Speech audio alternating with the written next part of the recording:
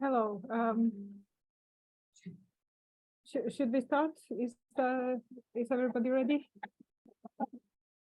I think, yeah, maybe we can wait 1 minute maximum and then we can start. I think most of presenters are here. So Suzana and I are here, Koraljka here, Sani here, and video ready.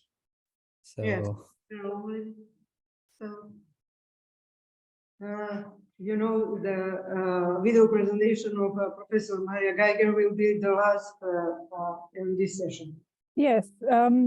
Did I understand correctly? There will still be 3 presenters on that paper, but the other 2 would be live as well, or they're all recorded? no. The Professor Geiger recorded a video for the group of her presentations. Yes, yes.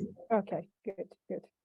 So maybe if someone will have a questions, we can copy paste and send to the emails of the colleagues or something like this.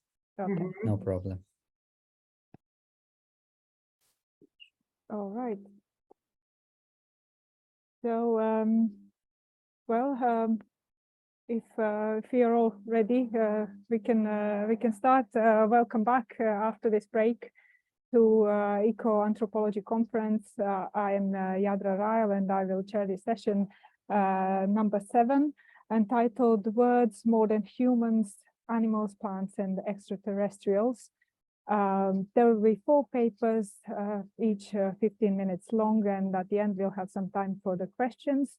For those who didn't hear just now, we have 1 slight change in the order of the papers. The paper that was supposed to be the second, Becoming a Vegan, from Professor Marija Geiger Zeman, will be presented last, and actually it will be shown as a recording. So any questions that you have for this paper and authors of this paper, please put them in the chat and we can copy them and forward to the presenters. First off, we'll start with the paper by Koraljka Meštrović, who is independent researcher in Croatia. And the paper is titled "Bugs in Space: Why Human Beings Perceive Extraterrestrials as Pests."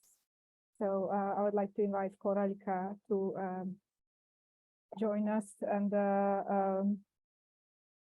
turn on her sound and video. And hi, Ryle. Long time no see. Yes. Okay, I'm first of all sorry for not being able to see me because my computer decided to give me a hard time today. Here is my presentation. Can you see it?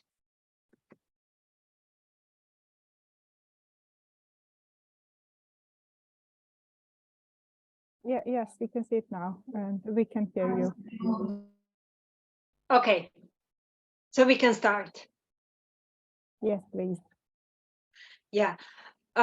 So this is the topic and the title, Bugs in Space, Why Human Beings Perceive Extraterrestrial as Pests.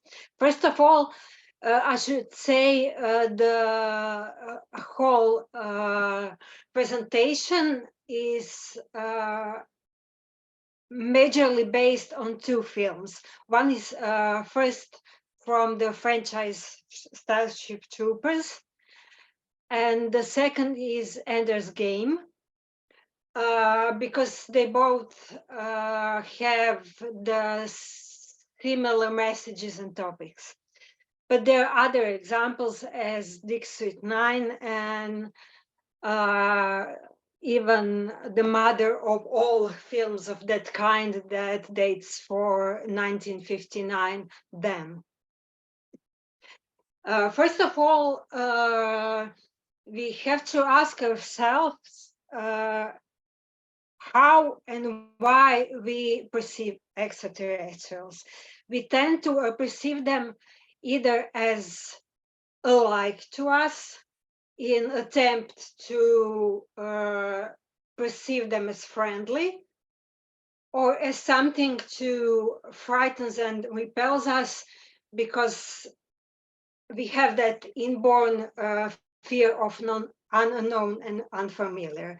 And that may be the root of insect being the most often represented species in alien films. There are some other species represented as animal-human hybrids in Alien franchise that were based on humans and snake skeletons, and molluscans in Ryle, which is basically an octopus.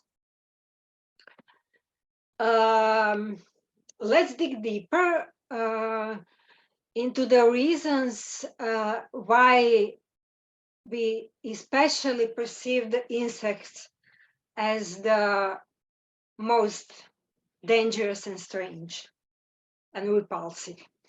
They're among all the terrestrial organisms. They are timed about 400 million years old. This is really interesting. They are the first species on Earth that could fly.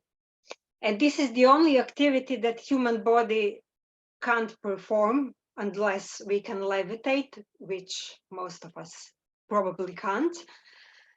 And it's also symbolically enabling them to fly on a higher intergalactic level.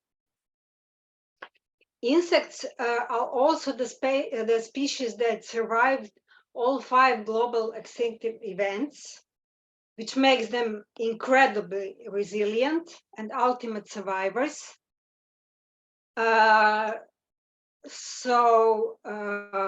This legend that if there will be the end of the world, the only species that will survive will be the insects is not without base. There are some other not so attractive traits that insects have. They transmit diseases to humans and their livestock. They are destroying the crops and other plant-based human forces. And humans find them simply ugly. They are not visually attractive. Most of them, with some exemptions like ladybugs. Everybody loves ladybugs. There is even a psychological condition called egg-bug syndrome. That is a delusion of insect crawling on someone's skin.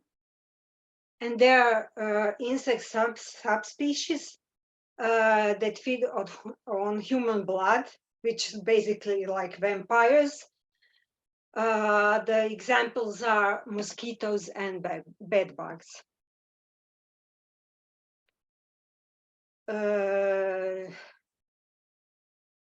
Just a second.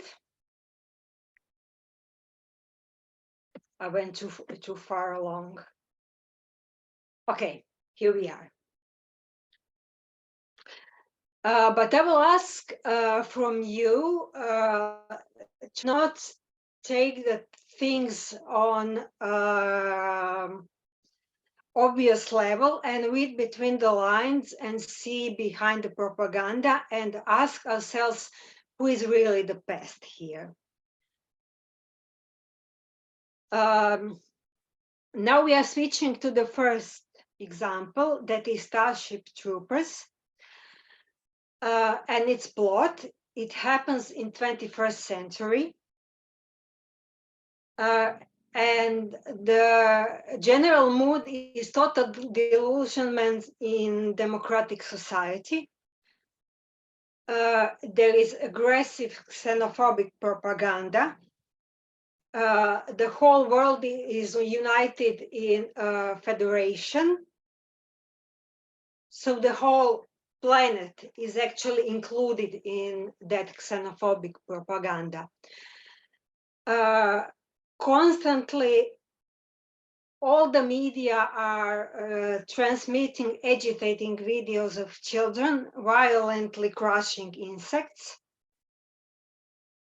And there are talk shows with the debates whether the bites are intelligent, whether they have brain at all, and we will get back to that point.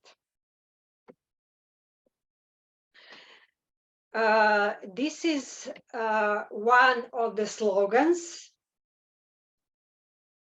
that the humanity is being pumped with all the time. The only good bug is the dead bug.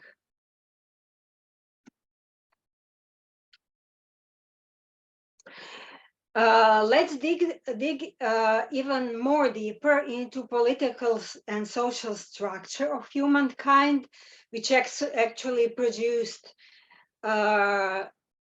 and was reason for that kind of propaganda against the aliens. The political structure is military totalitarianism, and the Earth Federation is managed by military veterans, which means that only people who have served in the military, who are soldiers, are recognized as full citizens. And there is a very strict distinction between civilians and the citizens. And civilians lack many rights that citizens have. They are unable to vote. They have no rights for free education and many, many more rights. So they are basically degraded to a low level, and citizens are the ones that are recognized as a human level. The result of this, and probably not the result, but the very cause, is that the human species is defined by differences, borders, and warfare. And I should remind you, this is happening in the 21st century, but the tragic of this is that we are already now almost there.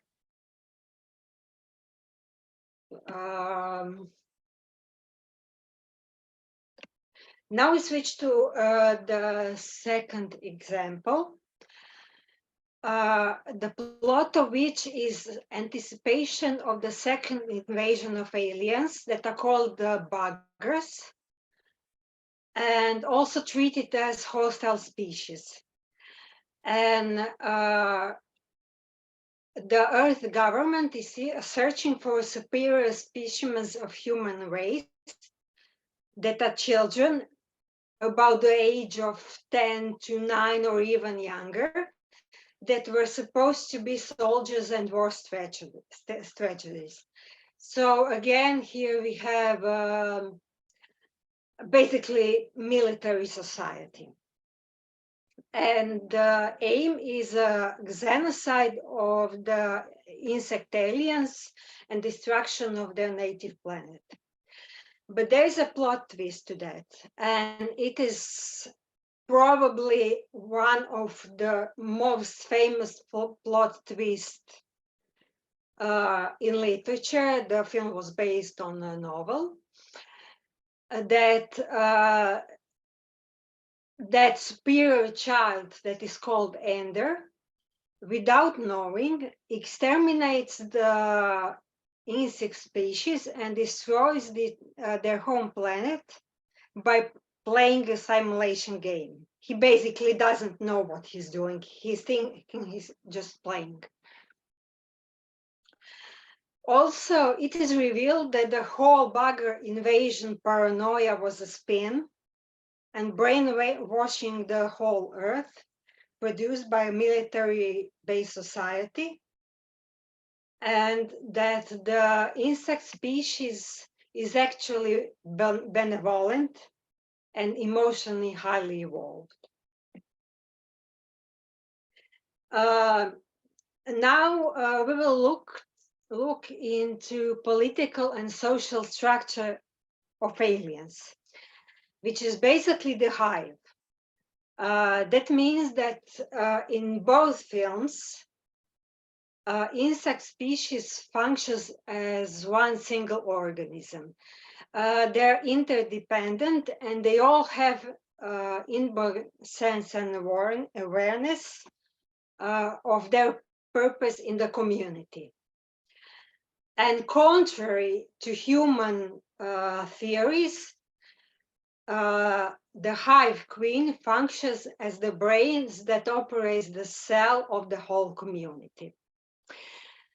Here are the pictures of the hive queen. This is the hive queen from the Starship Troopers. As we can see, it doesn't look very appealing. But then in Ender's Game, there is a big change in design, and you can see that the hive queen look almost kind and very friendly.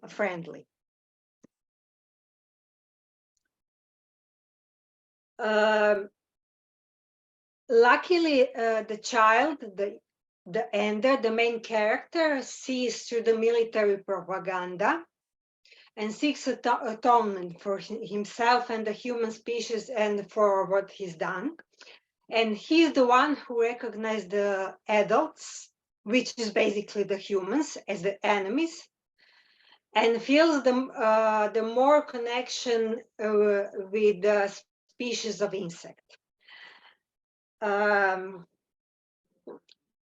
It is also obvious there are more that Ender and children are the more evolved species because they can communicate telepathically. And Ender is given by the hive queen the queen egg, which is a chance for reproducing and saving the extinct species. This is the frame from the film where the contact happens. So instead of conclusion, I will ask of you to project the positive beneficial function of the insect, which is basically the pollination, onto the universal scale. And suggest the idea that on intergalactical scale, insects are carrying and implementing information or even carrying the genetic material. So this is the insect that we perhaps should see and accept as friendly and beneficial.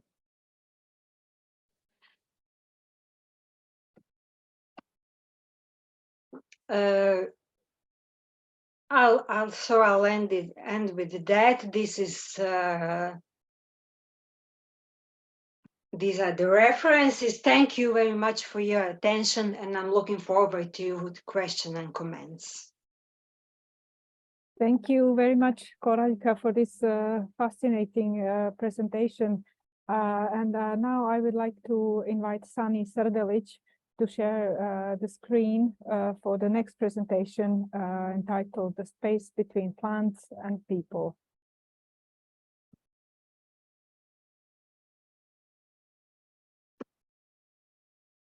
Sani, if you can hear us.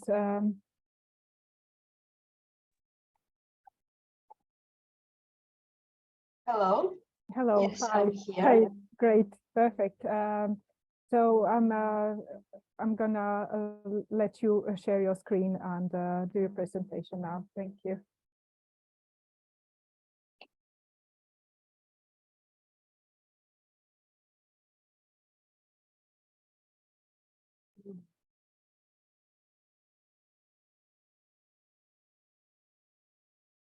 Oh, sorry.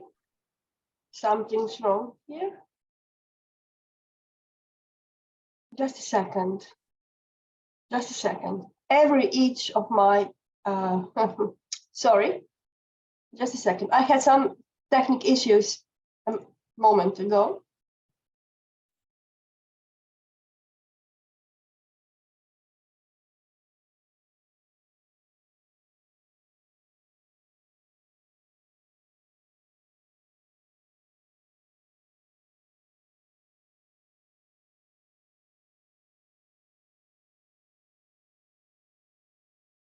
Can you see my screen now?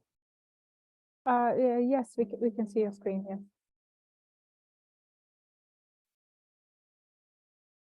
Can you see lots of edible plants? Yeah, we see the slide with the plants, yes. Okay, thank you very much. Thank you. So, how many of us speak English, or how many of us speak some of the languages from the Balkany? I would like to speak Croatian if it's possible, but if it's okay, I can speak English as well. But if we are all from this part of the Europe, we can speak as well Croatian. What do you think, Jadra? Okay. I will talk about the foraging, and I will present you years of collecting knowledge. Možete na hrvatskom, bez Mogu. problema. Izvolite, okay. da, sad svakako. But I prefer to speak Izvolite. mother tongue instead of foreign languages. Dakle, ovo što vidite, to je jedna dobra para. To je šetanje po obližnjim prostorima i pobiranje bilja koje raste samo. Ono je prehrana na ovim prostorima od prapovijesti, prije antike, proto-ilirska, prije nego što su ljudi odlučili naseljavati prostor i stalno se nastanjivati, prije nego što su ljudi odlučili uzgajati bilje. Kao što je kolega iz sive zone Darko Fritz jednom komentirao, ovo je hrana iz matrijahata. Dakle, ovo je hrana koja još uvijek se konzumira na našim otocima i priobalju. Po rezultatima istraživanja, uglavnom, još uvijek to znanje je relativno dobro očuvano, ali mu sa više strana prijeti nestanak. Zašto je ono važno? Zato što je indikativno za nas same. Kao što znate, cijeli naš prostor je pod ekstra velikim pritiskom nove monokulture, nove ekonomske monokulture, sve moćnim turizmom. Sve mu se podređuje. Svjetlosno zagađenje od kojega će sigurno patiti insekti koje je malo prije izlagačica, Koraljka govorila o njima, ljudi koji isto tako posredno pate, biljke koje se ne oplođuju zato što nema oprašivača. Sav taj problem vrlo brzo pokazuju ove naše biljke. Ivan Marojević, jedan od meni dražih citata, jer govori o tome kako, iako smo svjesni toga da su naši prostori ograničenih resursa, ako ih usmjerimo prema održivom razvoju, oni mogu biti, kako je sam napisao, gotovo neograničeni. Dakle, suživot biljaka i ljudi je nužnost, naravno, i svih insekata, svih životinja koji su u tom međuprostoru. Moj je fokus na biljkama, a ovakav život ni u kom slučaju ne isključuje životinje, dapače, biodiverzitet je ekstra važan u ovom prostoru. Kako ta prehrana temeljno izgleda na jednom pjatu? Evo, to je ovako. Možda ste neki od vas skušali. Svaka zajednica u svijetu ima još uvijek do neke mjere očuvana znanja o tom neposrednom uzimanju hrane iz okoliša. Ali s obzirom da većina ljudi danas već više generacija živi u stanovima, u zgradama i da je neposredna priroda uglavnom postala šetnica koja je uređena ili neki gradski park s igralištem, ni u kom slučaju tu ne možemo prikupljati hranu jer prije svega nismo sigurni je li ekološki čista, je li zagađena, niko tu ne bi pobirao, osim u krajnjoj egzistencijalnoj nuždi. Nadamo se da do toga ipak neće doći. Da je ta hrana bila interesantna oduvijek, pa i kao neka tematska cjelina u korpusu renesansne književnosti. Evo, Dinko Ranjina, jedan od sjajnih predstavnika dubrovačke renesansne književnosti, kad je napisao jednu poemu o lovu, spominje i tu travu, pa mogu evo samo kratko jer imamo puno vremena, jezdeć ja jednom po jednoj dubravi i tako dalje na dubrovačkom, ali stižemo onda do jednog stiha koji kaže blagovat travu onuj u ocat načinja. Dakle, već je i tu bilo interesantno spomenuti takvu specifičnu prehranu.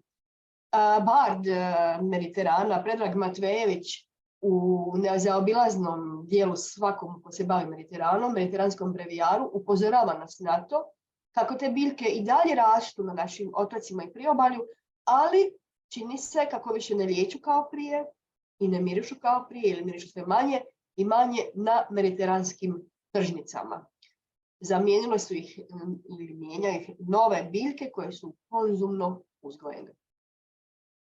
Dakle, riječ je o zaista višegodišnjem, čak bi sad već rekla i otprilike 2 decenije istraživanja, a ja sam se u tu istraživačicu premetnula iz primarnog konteksta jer je ovaj način prehrane i način suživota na otoku zapravo primarni kontekst iz prostora iz kojega dolazi.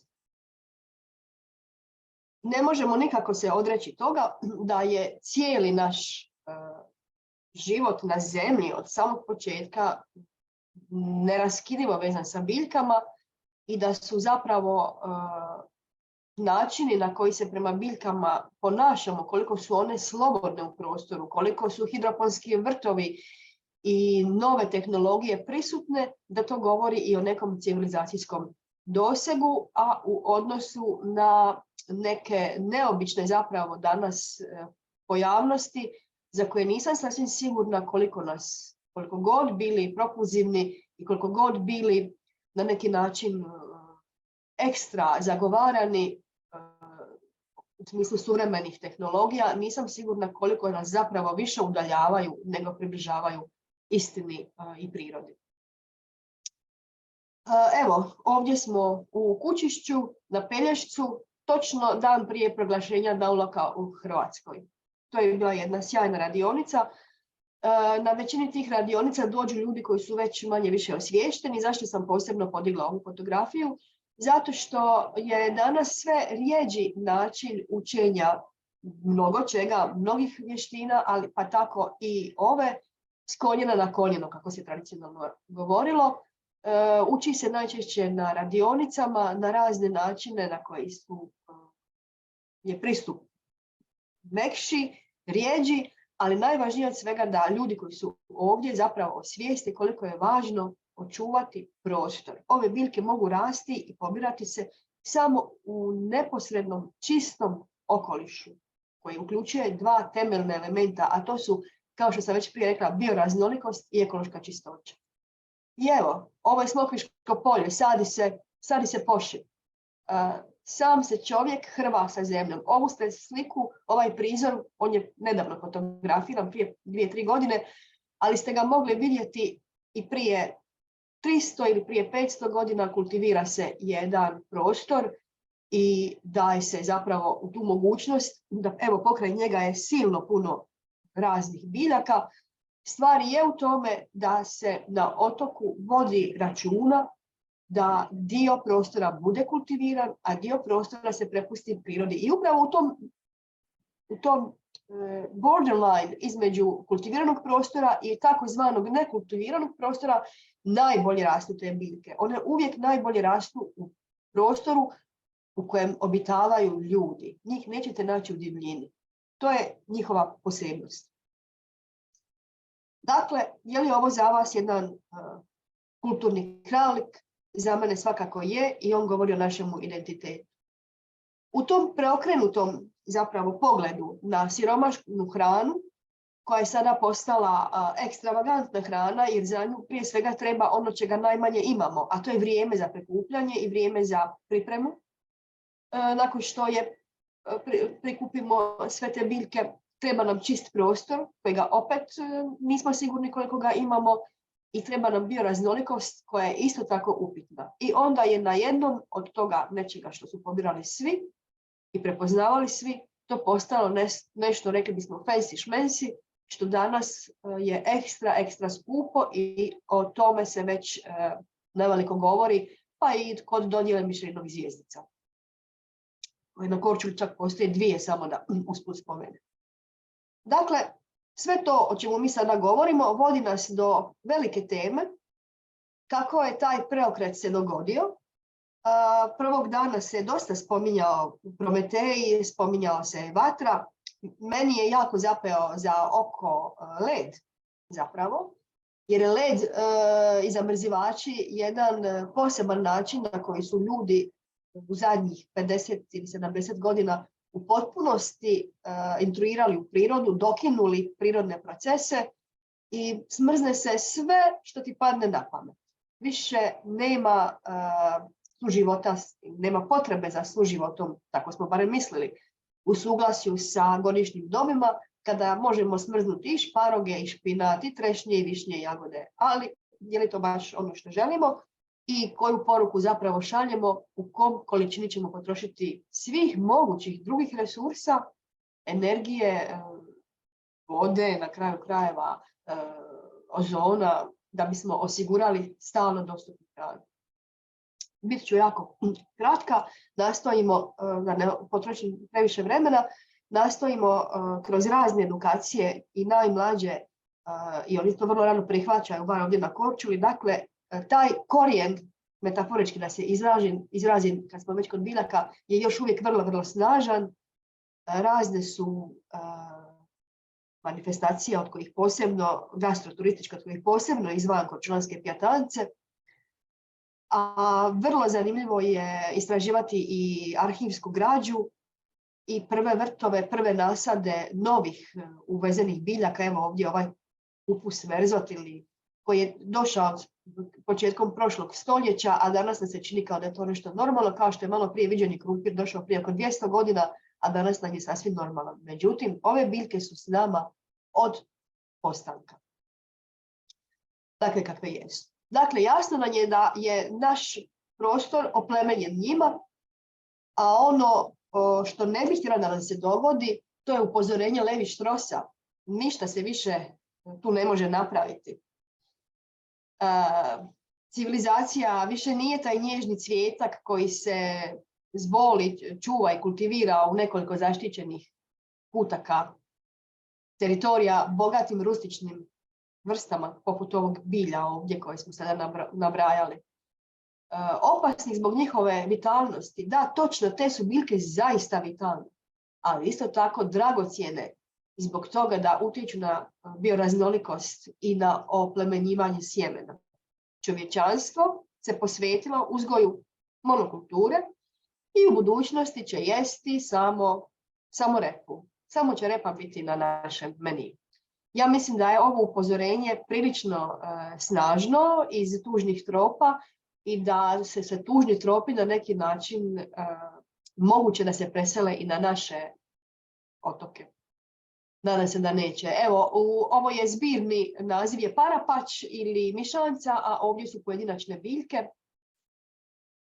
Možete li možda prepoznati neku? To je za mene uvijek jedna igra i zabava. Kad ljudi se iznenade koliko je ovdje, recimo na ovoj fotografiji, jestivih biljaka, barem pola, od kojih su neke ljekovite. I ovo su zaista procesi dugog trajanja. Šteta je da tako nešto generacija ili dvije koje su sad tu pred nama prerežu, zaborave. Znanje, nematerijalna baština i vještine su dugotrajne, zaista dugotrajne, ali su izuzetno krhke i ne treba im puno vremena da nestanu. Dovoljno je da se steknu pravi uvjeti za nestajanje, kao što je konzumerizam, zanemarivanje neposrednog okoliša, ignorancija svijeta oko sebe. ove su se radionice pokazale relativno dobrim načinom, jer kao što sam već napomenula, malo kad se više uči, ja kad sam naučila od bake i djeda, tih prigoda više je sve manje i manje. Dakle, naš je život neposredno povezan i one su nama poput lakmus papira. Ako ih ima u dovoljnoj mjeri, ako djeluju zdrave, ako ih oprašuju razni insekti, onda je i prostor našega života relativno, možemo računati da je relativno zdrav. Monografija sive zone, koja se između ostaloga bavi i raznim aspektima od umjetničkog aktivizma preko raznih drugih slojeva koji su danas vrlo popularni i atraktivni, recimo, ali uključuje i politike zelenih prostora, možete sasvim slobodno preuzeti. Kao što sam već rekla, ovo je istraživanje unutar Gradskog muzeja, u kojem sam kustosica više zbirke, pa tako i etnografske, u kojoj se posebno bavim prehranom, ali isto tako i u druge sive zone. I još jednom kao jedna napomena, zapravo naša hrana, posebno tradicijska hrana, je vrlo, vrlo jasna spona sa našim precima, ali i s našim potomcima. Massimo Montanari ima malo ipak ružičastiji pogled nego Levi Strauss. Il cibo come kultura govori o tom paradoksu globalizacije, gdje se u prošlosti u fragmentarnom svijetu, kao što je antika ili srednji vijek, težilo jednoj ujednačavanju prehrane, dostupnosti ječma, ulja, pšenice, žitarica, ječma i vina svima, kao 3 svete biljke Mediterana, 3 stupa prehrane. A danas su zapravo ta čudesna mjesta u kojem je još ponešto od prehrane koja je jedinstvena baš samo za to područje, postaju posebne točke. U svakom slučaju, naša ova prehrana s samolikom listivog bilja je jedna od tih. Ovo su pupoljci kostrića koji su... Ispričavam se, Sani, evo morat ću vas zamoliti da zaključite uskoro. Može. Ja ću se sada samo ovako brzinski prošišati, ali vi to sad ne morate ni vidjeti, preko ovih raznih biljaka za koje sam se nadala da ćete možda bar neku prepoznati, jer je to meni osobno važno. Svu tu analizu i sve ostalo ćemo preskočiti i samo ćemo doći na kraj. Zahvalit ću vam se na pažnji u nadi kako ćete možda jednom doći na Korčulu, da za vas posebno organizira radionicu i da onda među ovim ovdje zelenjem prepoznate što je sve jestivo i da od toga skuhamo sjajna jela. I pritom misleći uvijek o neposrednom okolišu i kako smo sretni dok god iz neposrednog okoliša možemo pobirati hranu. Hvala lijepa. Hvala vama. Thank you very much and for this wonderful green conclusion. Next off is a paper by Goran Đurđević and Suzana Marjanić. The paper title is Ecofeminism and Climate Change, the Anthropocene, the Capitalocene, or on livestock farming being one of the biggest factors in greenhouse gas emissions. So Goran and Suzana, if you can please share the screen, we can all see it. So. Thank you very much. Goran and I will speak in English because his friend I Xinjiang with us, so I think it is correct. So it is evident that this truth is still hidden and covered up in media platform, and apparently the topic about this connection between climate change and the meat and dairy industry is not very popular and sometimes not well received by the public. In 1974, Françoise de Bon called for an ecofeminist revolution to save the planet. She questioned what an ecofeminist society could look like and stated that capital is only the last stage of patriarchy, just as profit is the last guise of power. This was 6 years after the student revolution of 1968. But despite presenting a number of unpleasant truths about global warming in his book An Inconvenient Truth in 2006, Al Gore surprisingly failed to explicitly address one of the biggest contributors to greenhouse gas emissions, the meat and dairy industry, as well as livestock farming. In the same year, People for the Ethical Treatment of Animals, PETA, pointed out this omission in Al Gore's book An Inconvenient Truth. Here we would like to add that while Naomi Klein has written extensively about climate change and its intersection with capitalism, she does not focus specifically on the impact of livestock on global warming in her book This Changes Everything: Capitalism versus the Climate, published in 2014.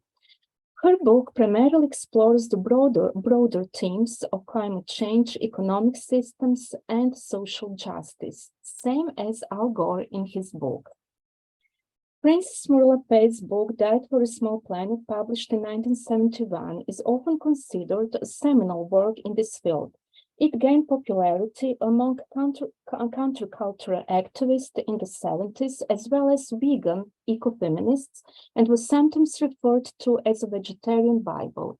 Lapé's book highlighted the environmental consequences of animal agriculture and advocated for a plant-based diet as a more sustainable alternative.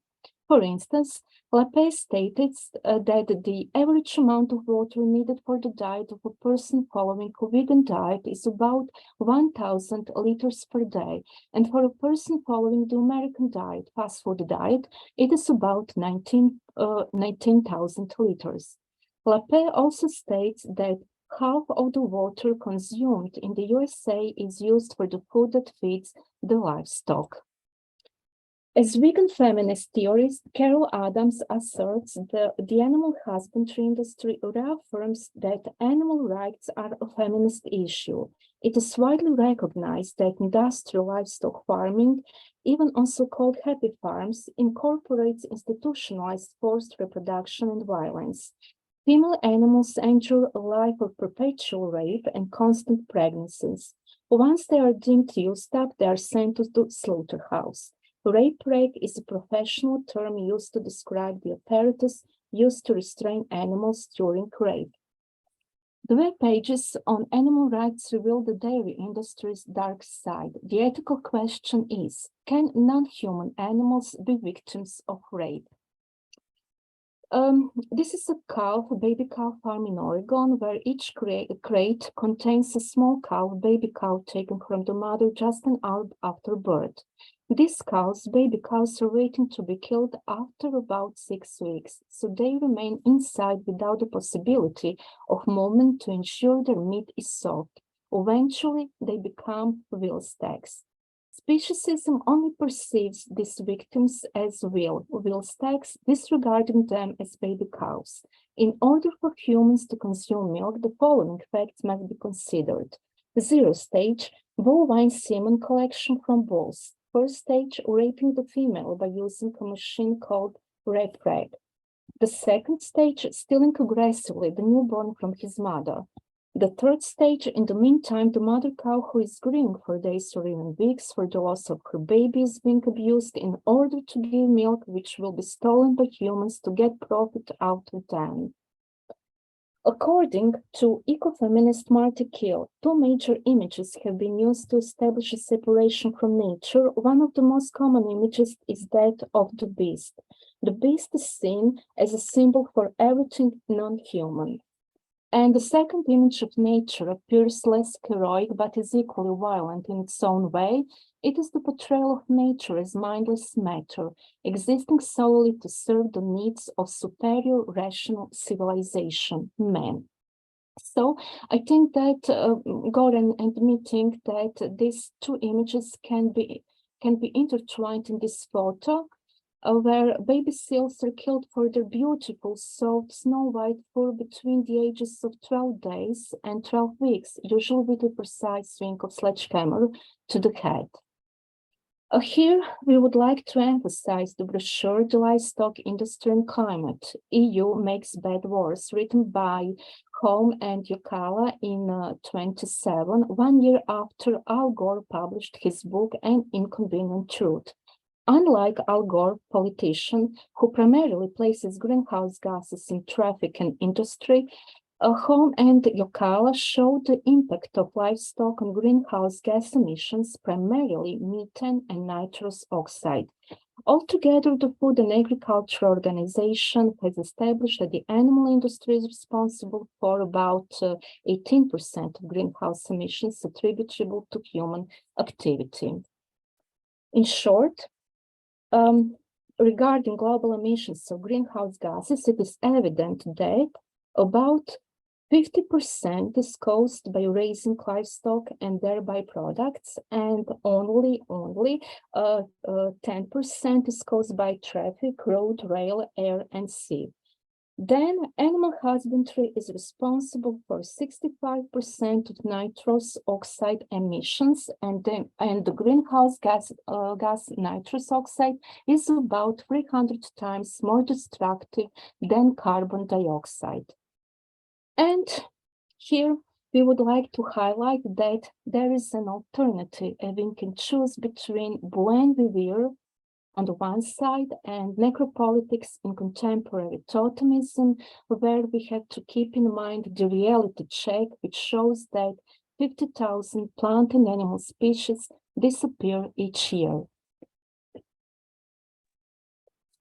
So when we move from those alternative ways of living and promoting this kind of ecofeminist villages that are located in the southeastern Europe, we should focus on the three cases.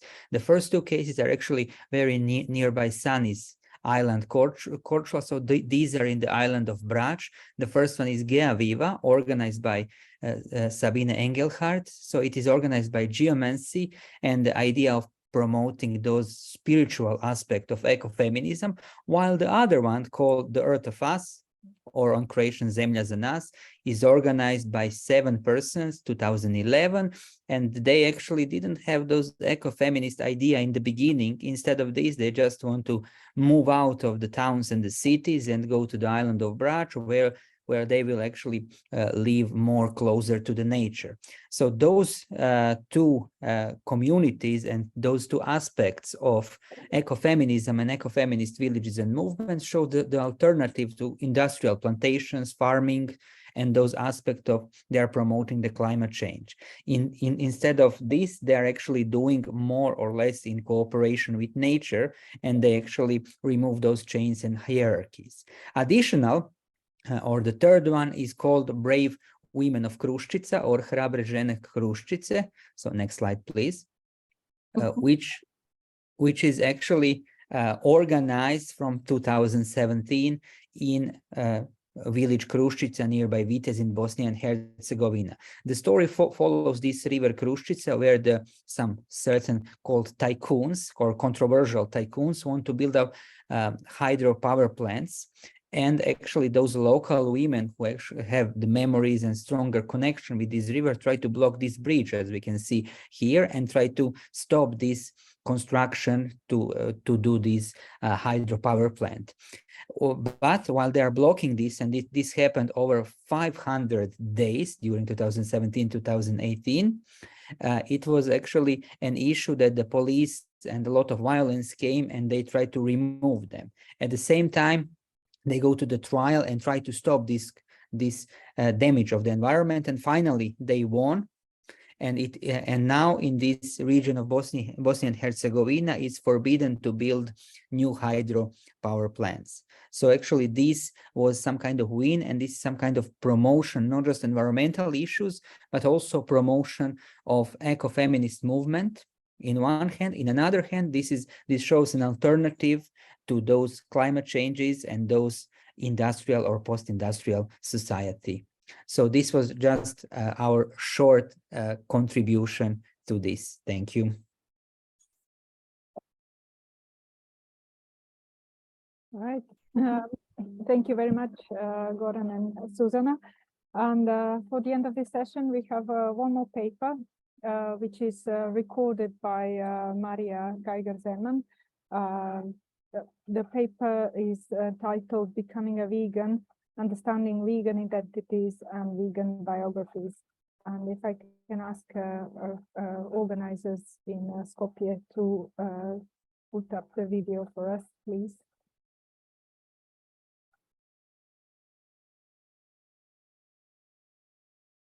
Hello.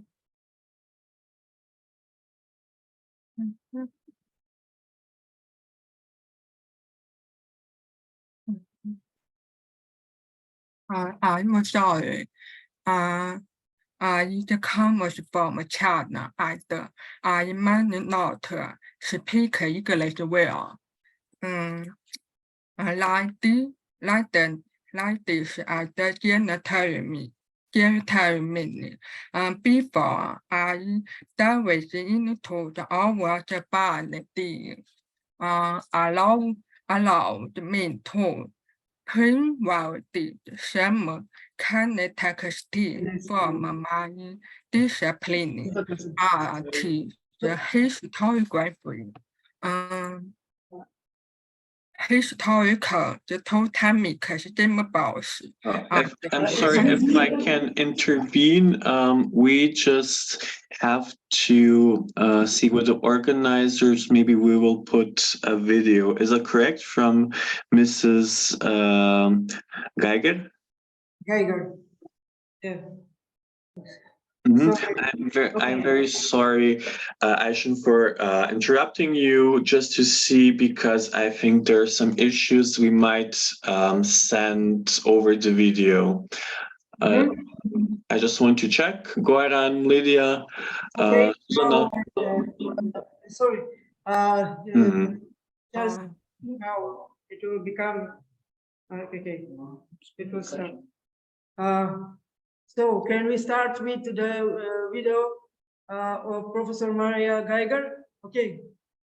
If I can just say thank you so much, Aishan, for starting. We will start after the pause at around 2 o'clock. So in 15 minutes, so actually 20. So I'm looking forward to your presentation. Thank you, and sorry for the inconvenience because of the technical issues. So can we continue our session with the video presentation of Marija Geiger now? Yes, please. It's okay? Video. I think it's all fine now. Yes.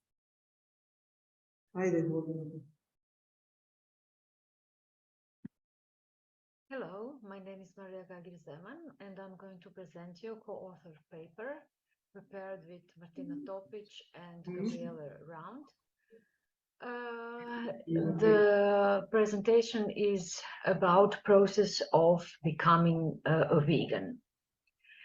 The lives of human and non-human animals are intertwined in different and numerous ways. The insufficient visibility of animals in sociology as a scientific discipline that deals with human societies points to a long-standing tradition of sociological anthropocentrism and human bias. According to the sociologist William Cotton, quote, "There can be no exclusively human community. The phrase human community, therefore, should always be regarded as the shorthand for a biotic community dominated by humans." End of quote. There is a long tradition of non-violence as a form of animal advocacy within anthropocentric system in which animals are exploited and killed. Veganism is one of the many ways people treat animals. Veganism has long been positioned on the margins of Western culture as the oldest alternative practices in meat-centered or carnist food cultures. During the last century, veganism was often associated with countercultural, anarchist, Rastafarian, and alt-right movements. However, in recent years, veganism has become increasingly visible in Western culture, entering the mainstream and becoming a profitable niche in the global market, which of course doesn't abolish dominance of global animal food system. The topic of veganism represents a new and emerging area within the corpus of sociological topics and approaches. Referring to critical tradition of sociological thought, Rand calls for development of the so-called vegan sociology, characterized by explicit recognition of non-human subjectivity, explicit recognition of human empathy and responsibility, and influence of feminist and critical racial theory and environmental justice. Stephen Griffin, in the book Understanding Veganism, Biography and Identity, studies veganism, vegan identity, and animal advocacy from a critical perspective. Griffin highlights fluidity of vegan identities with normalization as a key element of vegan biographies. Vegans who participated in his research expressed themselves in different ways in ethical and political aspects. Their expressions and performances are mediated by a process of normalization and different embodied perspectives and experiences.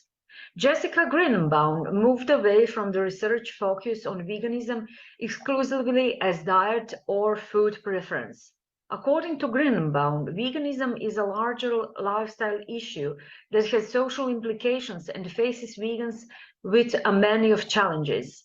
Greenbaum distinguished vegans according to their motivation for adopting veganism, health, environmental issues, and ethical issues. In our earlier presentations, we also presented how, from the position of a vegan, veganism is interpreted as identity, lifestyle, and specific view of the world that includes absence of hierarchy. We also found, just like a Greenbaum, that ethics, health, and environment are the main reasons why someone became a vegan. It is important to highlight the work of Giacoman et al. In their work, they start from similar theoretical assumptions, and results of their research on becoming a vegan are very similar, almost identical to ours. These authors researched the phases of the adaptation of veganism. They point out that transition to a new way of life implies acquisition of secondary habitus. They also point out that adoption of veganism follows deviant career pattern from carnist culture. The research Women and Veganism was conducted in the period from the end of January to the beginning of April to 2023 in Croatia, and from January to May 2023 in UK. The research was not funded by any institutions, and the ethics committees of involved institutions, Leeds Beckett and Institute of Social Sciences Ivo Pilar, approved the research and research instrument. Research procedure was consisted of 3 phases: informing of the participants with ethical aspect of research, short questionnaire during which basic socio-demographic data was collected, and semi-structured interview. 20 persons participated in Croatian research and 29 participants participate in UK research. In Croatia, 17 interviews were conducted via Zoom and Skype, and 3 in a physical place. In UK, all interviews were conducted in virtual space. Today, I'm going to present you a preliminary analysis of Croatian interviews focused on research question: how does a person become a vegan?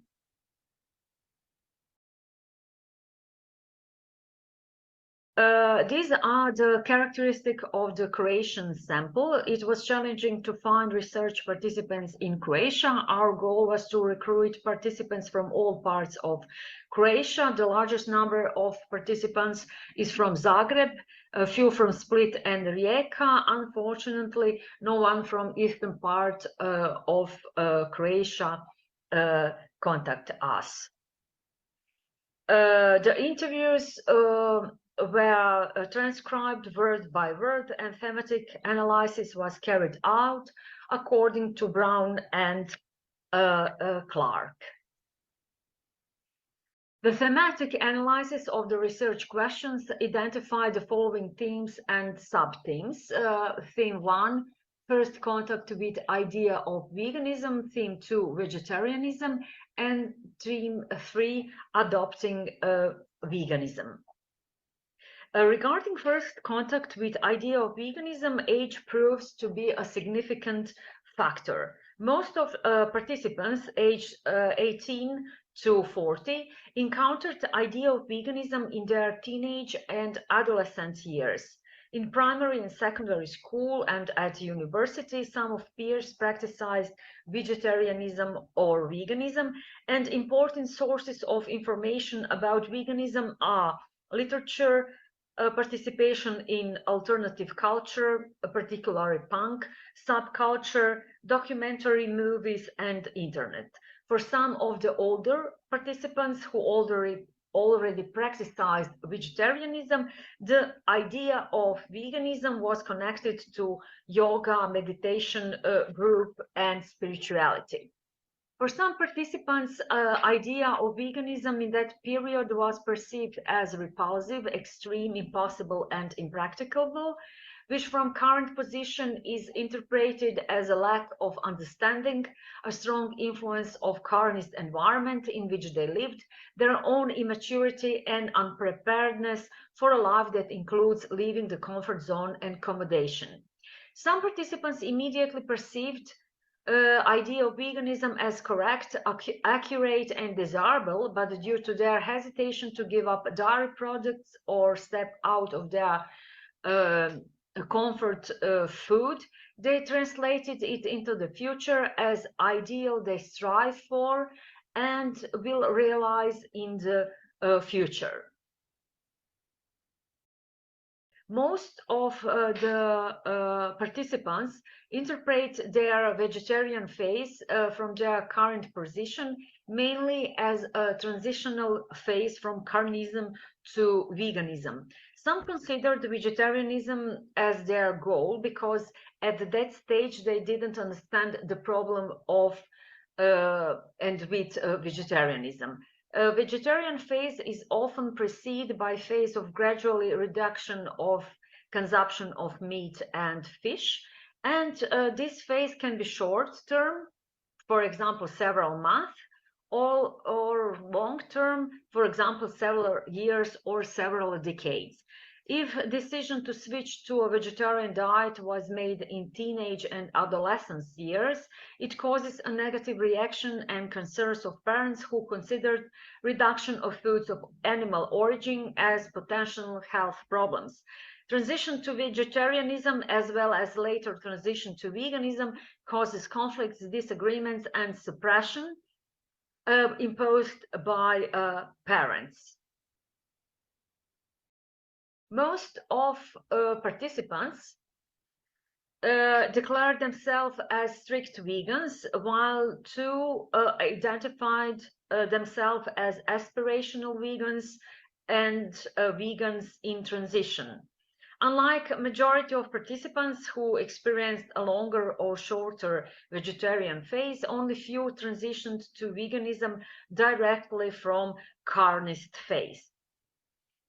Tara stated that becoming a vegan is not easy. It's about leaving the zone of commotion and entering the zone of decommodation. Getting out of own comfort zone is at the same time getting out of participating in the system of violence and liberation and exploitation and stopping being a part of the problem.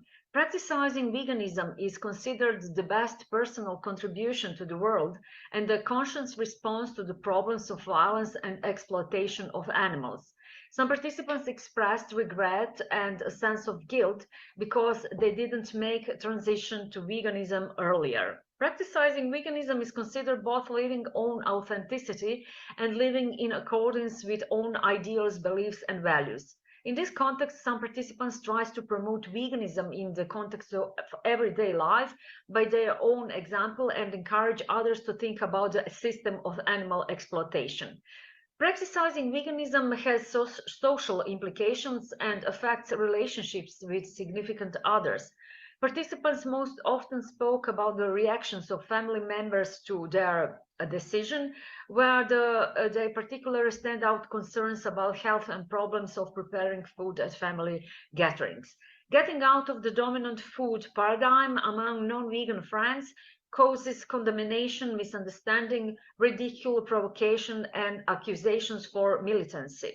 Most of participants are critical of any form of imposing ideas on others because it causes resistance and aggression. Acceptance of veganism by a majority of participants negatively affects relationships with non-vegan friends, which generates a feeling of social rejection, isolation, and minority status. In order to avoid unpleasant situations, some relationships with non-vegan friends are broken. Also, many participants avoid gatherings where meat is consumed. Previous relationships are replaced by stronger connection with vegan community made up of friends who practice veganism or activists. A smaller part of participants connected their vegan choices with activist engagement.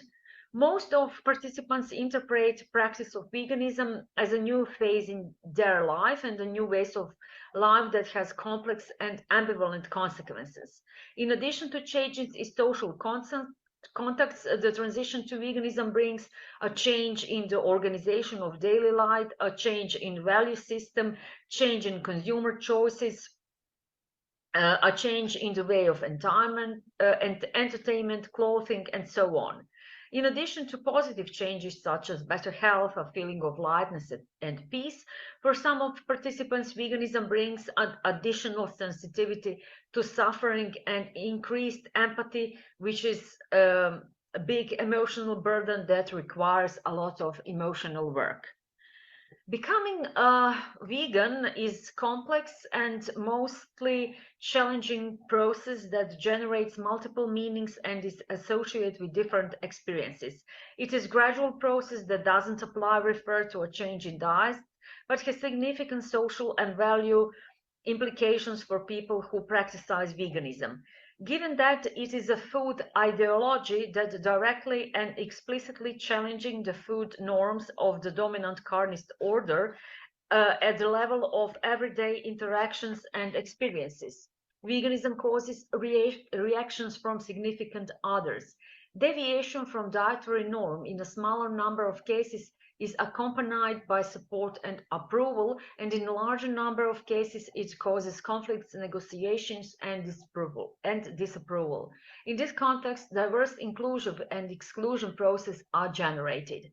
Veganism creates multiple distinctions and differences that participants evaluate in categories of desirable and undesirable, emphasizing a critical attitude towards dominant food culture, anthropocentric approach to animals, and need to use their lifestyle to indicate the need to sensitize to suffering of non-human animals. Thank you.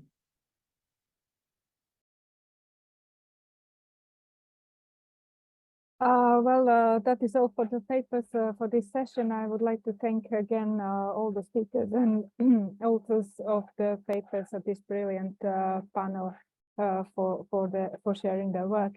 And now we have a little bit of time left for the questions. So I would like to invite the public, participants to either raise their virtual hand or write their questions in the comments.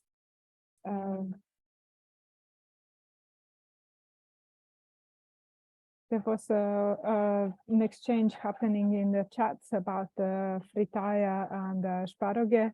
I don't know if Sani would like to comment a bit more on. All right, yeah, we have a question from Boyan Baskar.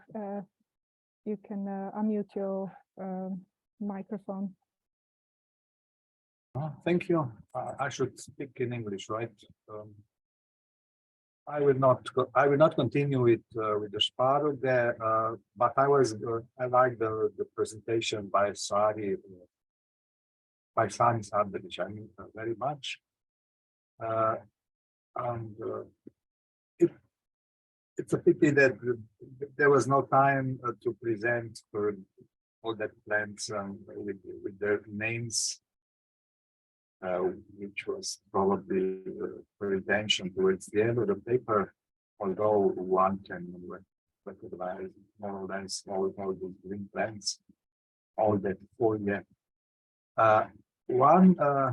One observation I found particularly interesting, and that is the observation related to the photo of the farmer working his field, when she said that the edge of the field is particularly rich with these plants, which is entirely consistent with the ecological notion of ecotone. Ecotone is a space between two, or on the border of two ecosystems. So if a field is one ecosystem, anthropic ecosystem, of course, produced by humans, and the surrounding, the grassland, for example, on the other ecosystem. So at the border of this of two ecosystems, in theory, in ecology, there is an optimal, even maximal biodiversity. So the margins of fields are rich in biodiversity, and that is entirely consistent with her observation that most of these plants are to be found at the edges of the fields. It has, of course, it also shows that traditional agriculture may be beneficial for biodiversity. That would be my short comment. Thank you.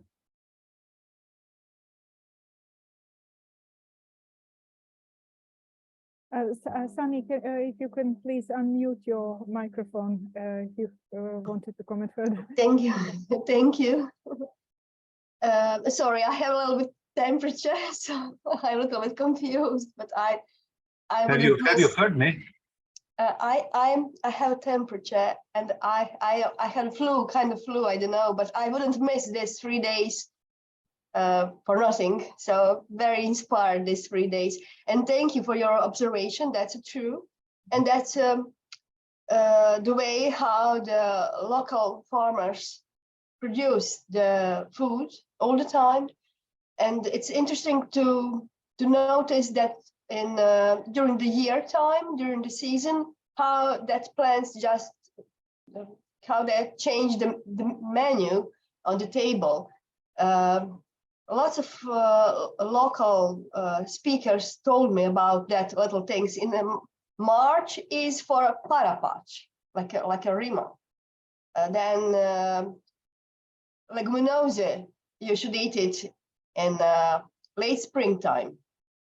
So cabbage is on the 1st of August, you should eat cabbage. It's a rustica, special type of cabbage. So they are very closely connected every day in a plate, at least 1 or 2 times per day, mostly 2, because the people here traditionally still, especially older people, still for supper they eat something green, whatever, something green with olive oil. And well, the Mediterranean diet is recognized as a value diet. And as maybe at the beginning, but I didn't have an open microphone, what I was to maybe repeat is that the islands like Korčula Island, and especially the villages, old villages in the interior of the islands, are preserved zone of knowledge and skills how to preserve the nature. And even the resources on the islands are restricted. They, especially because of it, the inhabitants learn how to live with the nature, with the island, with the sea, with the water. We have water from Neretva River since 1986. Until that period, even with that tourist boom in the 60s and 70s, we use just the rainwater for everything. So people here still have skills how to use what they have. And now the last 2 decades, especially the last one, when the shops of foods and groceries were open, many of people don't have even a chicken at home. Yesterday in the morning, I spent a couple of hours in the Marco Polo new center in the garden, cleaning the garden and working in it. So I wonder where all that plants that we don't want in that special kind of garden in the old town of Korčula, where the workers will put it. Somewhere on compost? No, they put it like ordinary rubbish somewhere. So we still have to learn a lot, but still there are lots of skills that are very well preserved. Thank you for your question. Thank you. Thank you, Sani, and we hope you'll feel better soon. I think our time is out, actually, unfortunately, so we won't have time for any more questions. I'm going to hand it over to Leopold for the next session. And please do continue the discussions via emails, because unfortunately we didn't have very much time for questions. But I hope we will still be in contact further. So thank you very much, everybody, for your papers. Thank you, Jadra, for turning the microphone to me, the virtual microphone, and thanks to all of the lecturers who were up until now. These are very interesting presentations. So I would like to introduce you to our last 8th session. The title is Econarratives and Narration, and the chair for the session is going to be me, Leopold. I would actually like to start right away because we have very interesting lectures here. So I will want to leave you to wait. We will start with the first presentation from Aishin Zhang and Zhilong Yan. Professor Yan was not able to attend to today, but Aishin Zhang will do the presentation herself. They're from the Shanghai Theater Academy, and they will present to you the next presentation. Just to make it clear for everyone, while I'm moderating, I got the feedback that would be better for me to put this piece of paper as a sign for 2 minutes, but I will also write to everyone. Thank you. You can please start. Thank you.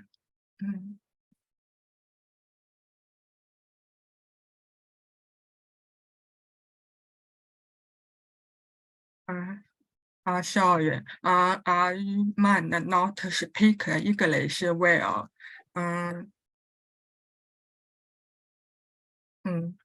Like this, at the end told me before I delve into our divine things, allows me to provide some context from my discipline, the historiography, historical totemic symbols and culture have been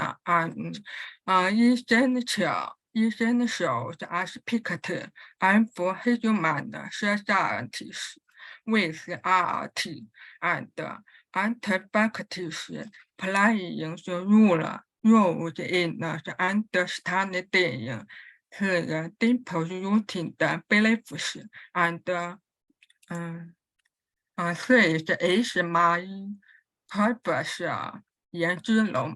This is his academic resume. This is my academic resume.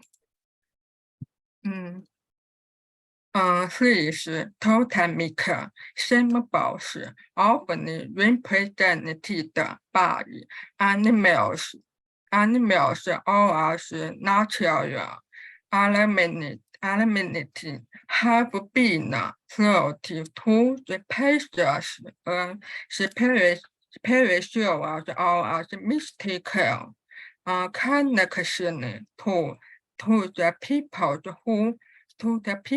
who the them theory the lineage of the art historiography 为一个examine 是 article represent tensions of this symbols to gain in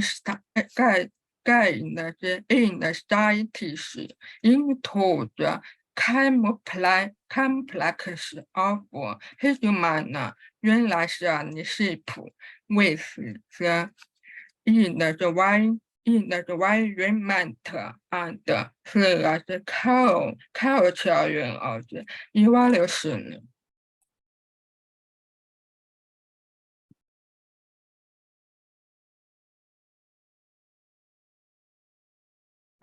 History. In our study, we have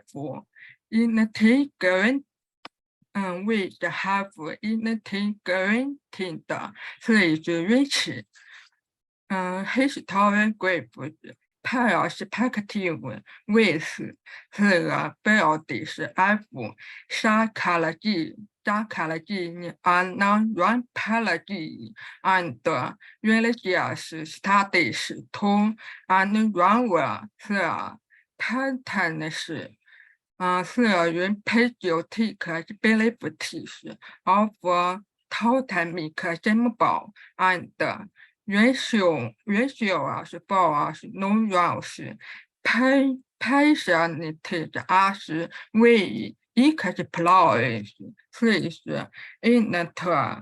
interdisciplinary territory.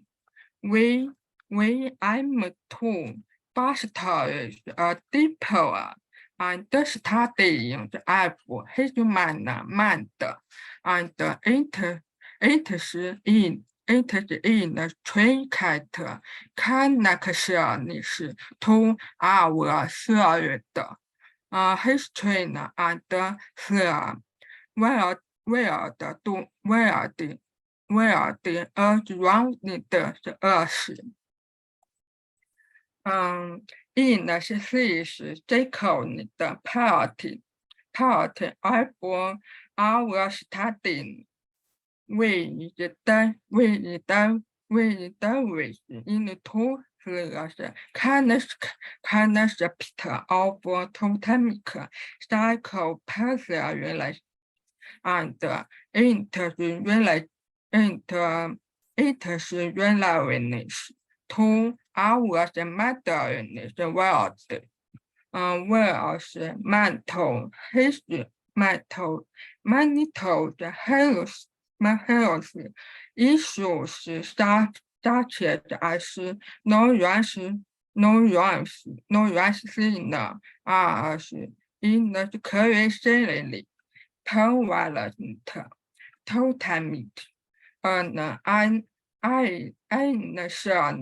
religious practice have manifested in the various studies of human psychological conditions throughout history. Our work seeks explore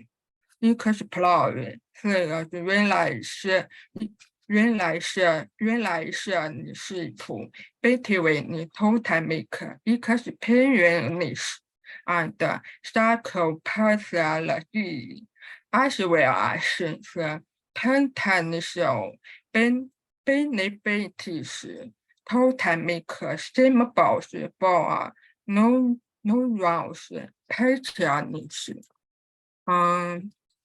In the hours explore, we also We also 是 real values IT real value IT 是看你纯被纠缠的是，而不是imagine 的宝，这比较来记是他爱的，是一个老家的，或还是圆满的案例是特别标语。而不是 academic 是discussion， 而我是他的 MS establish that totemic resource are solely about heretical worship and structured bias， 所以看的是also原的名不是蛮多人的是 no ranticus 太神的promoting 也是 positive 完了点爱的 outlook and life。our 是 work 是 build 是 upon 告是看的是 pit of 原来就是 cycle 有 pass 了记头开头是个收拾器呢 between 的是 metal 是 inner line in the nice mental in illness and religious totemism we identify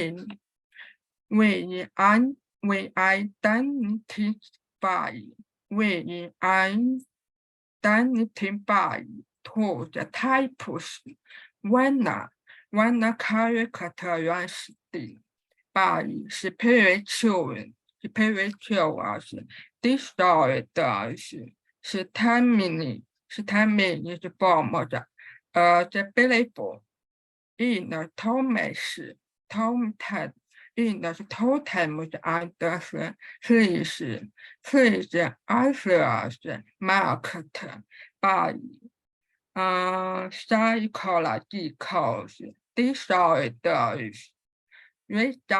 resulting 是 bomb 是 individual unique 一个是 take awareness 2是 imagination of totem 3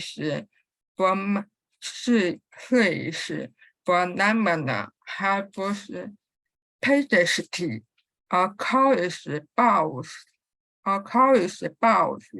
Western and Eastern societies forms ancient time to the present day。就是为了是my work 是这个 work。这个我是 work 我是可实施那是 spiritual 是完了呢不是很特别但可是说 supernatural 是 imagine 是 原来就是belief 是 unman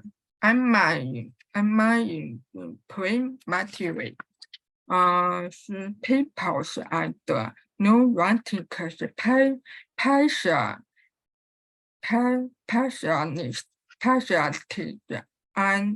I mean 是 to 是 bear 是 our understanding 是 above 是 是 complex 是原来是的事情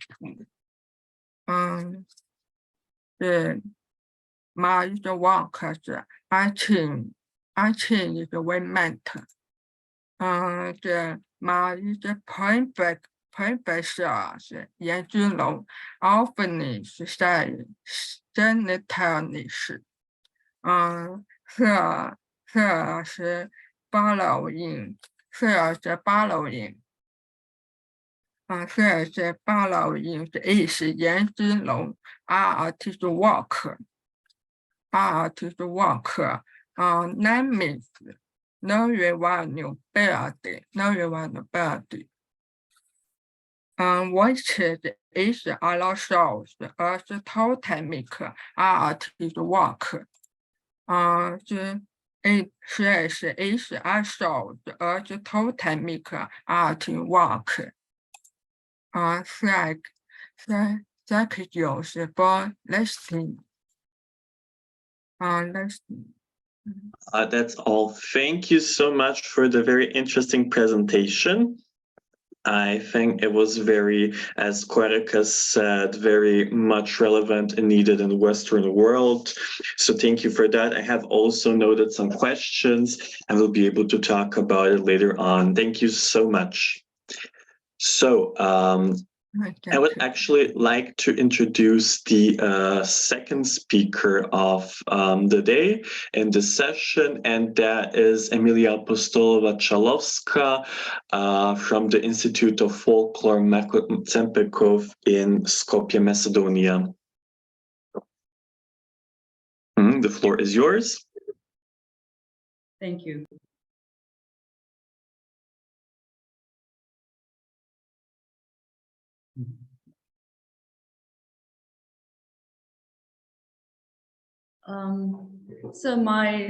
Today my presentation is a small part of a large research I have been doing for the last decade or so, dedicated to the 19th century revival basilical churches built throughout Macedonia and the Balkans as well. Today I will be focusing on the building materials and construction techniques which were applied by the revival master builders in 19th century Macedonia, and tend to discuss the origin of these materials as nature, and then the cycle which they pass through the life of these churches and then return to nature, so from nature and towards it. As all types of architecture, these revival churches, hundreds of them built throughout the country, live through three main phases. So first would be the birth phase or construction of the building and the design, the life, which is the use of the building, and then the death in terms of disintegration and demolition. But I will also like to maybe just ask the question of the concept of reversibility in the concept of the revival 19th century churches.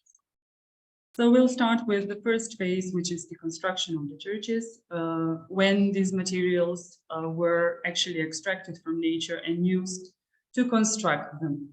The 19th century's basilicas are a large group of monuments. So I have, during this decade of research, I have identified a little over 800 of them on today's territory of Macedonia.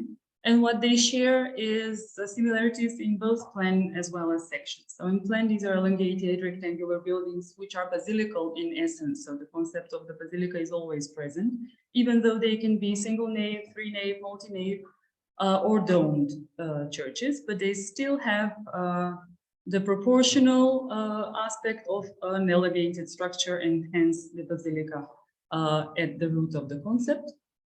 They have, depending on the size and the number of naves which consist, the basilical shape can have one or three altar apses, usually like a narthex, or have an integrated narthex, a woman's church, which is usually placed on a gallery, so it is separate from the general naos, or the general internal space of the church, have multiple entrances and open porches. These same characteristics can also be seen in section.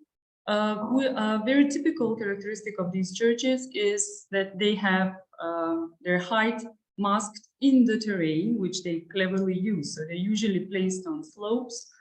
And even though from the outside they seem insignificant in size, They are quite large and high and tall in within. This was conditioned by the political circumstances of the 19th century, when Macedonia was still part of the Ottoman Empire. So the construction of Christian religious monuments was only under certain limitations in terms of height, space, volume, and external appearance of these buildings, which sometimes really look nothing more than just regular building structures or even dwellings from the outside.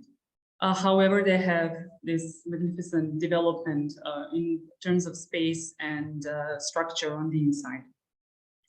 What they tend to be, based on these legal limitations that were imposed on the Christian population, they are actually pseudo-basilicas because they have this basilical internal disposition, but on the outside they are usually covered by one continuous gabled roof.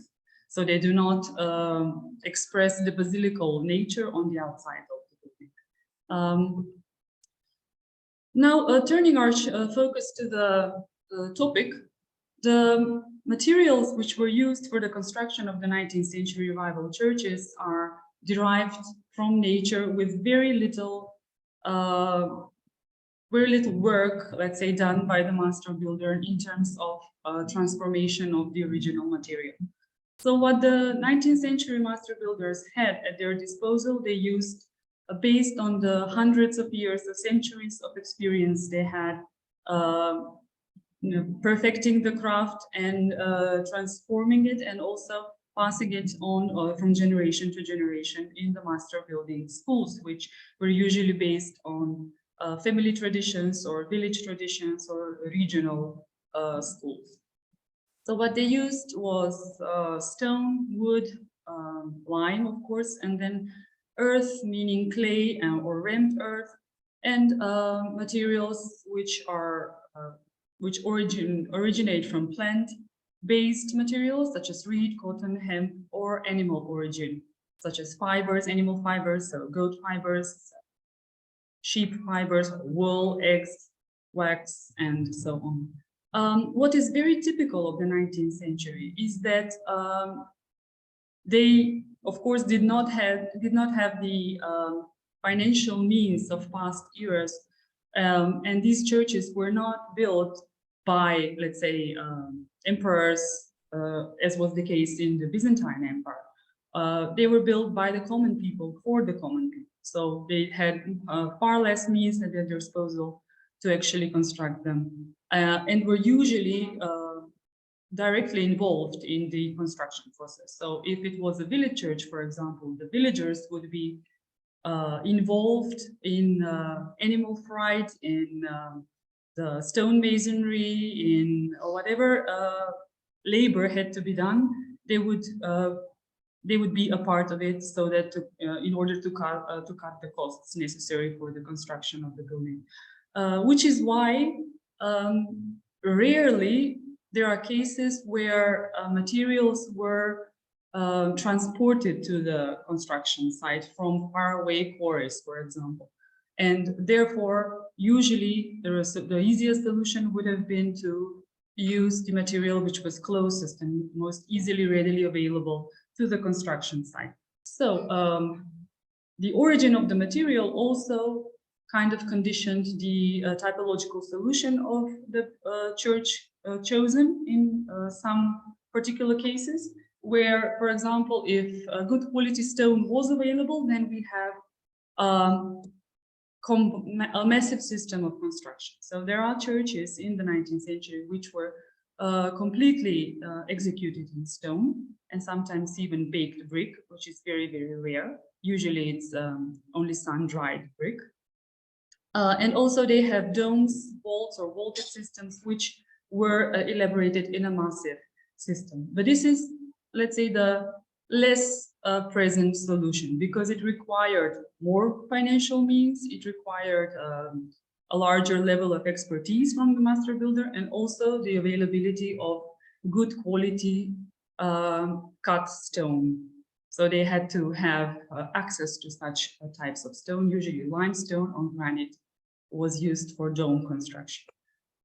The dominant solution is very different. So the dominant typology of the 19th century basilica is a combined construction system. So the outer shell of the building would be built using predominantly stone and sometimes with brick, but usually stone and wood. The interior of the church would be completely executed in wood. So this is perhaps the most important novelty during the 19th century. This turned to a material, wood, which was traditionally underestimated in traditional monumental architecture in the Balkans, where it was merely used as an auxiliary tool for leveling of the structure, for as tie beams in the walls, but it was never a load-bearing material element. In the 19th century revival, wood becomes the essential material, and the essential load-bearing capacity of the building was based on wood. The origin, obviously, is centuries of this Islamic dominance, political dominance on the Balkans, where the Macedonian master builders and all of the other master builders of the neighboring countries, which were under Ottoman rule, were unable to use, let's say, more noble materials, and were also restricted in terms of monumental Christian architecture, which they would have previously been building. So what their attention was mostly focused on vernacular architecture, which they could freely construct, and therefore they developed this skill of working with stone and wood and earth-based materials such as clay and rammed earth. So these traditions that they developed in the past centuries, they kind of transformed and transposed in the revival monumental 19th century religious architecture as well. This is also obvious not only in terms of the materials used, but also the aesthetic that they applied. This is the example of the church and the vernacular architecture of the village of Yance, which we actually mentioned yesterday in the discussion. So on the left side is the church of the village, dedicated to the Mother of God. And on the right side, you can see examples of the vernacular, so the residential architecture of the village, which is constructed with essentially the same types of stone, the same types of wood, and the same construction techniques and building techniques by essentially the same master builder. So it was a common knowledge which was applied both to monumental as well as to vernacular architecture, and the building material was the common denominator. On the inside, as I said, wood was dominant, and it dominated not only the construction but also the aesthetic of the interior of these churches, where a variety, an abundance of decorative schemes and elements and ornaments were executed precisely in wood. Even the columns are actually, even though they seem to be made out of stone, they're actually wooden and have multiple mortar coatings and decorative painting to mask this, the nature of the material that was used. And there was this specific type of let's say, sculpture. The master builders themselves called themselves sculptures, where they made capitals for these columns made out of wood, cotton, wax, and oil. So we are losing you a bit, Emilia. I'm sorry. Well, it did say that my internet. Let's see. I think. Is it better now?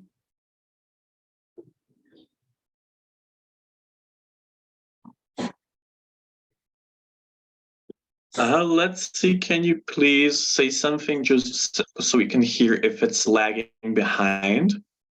Is it better now? Can you hear me? No?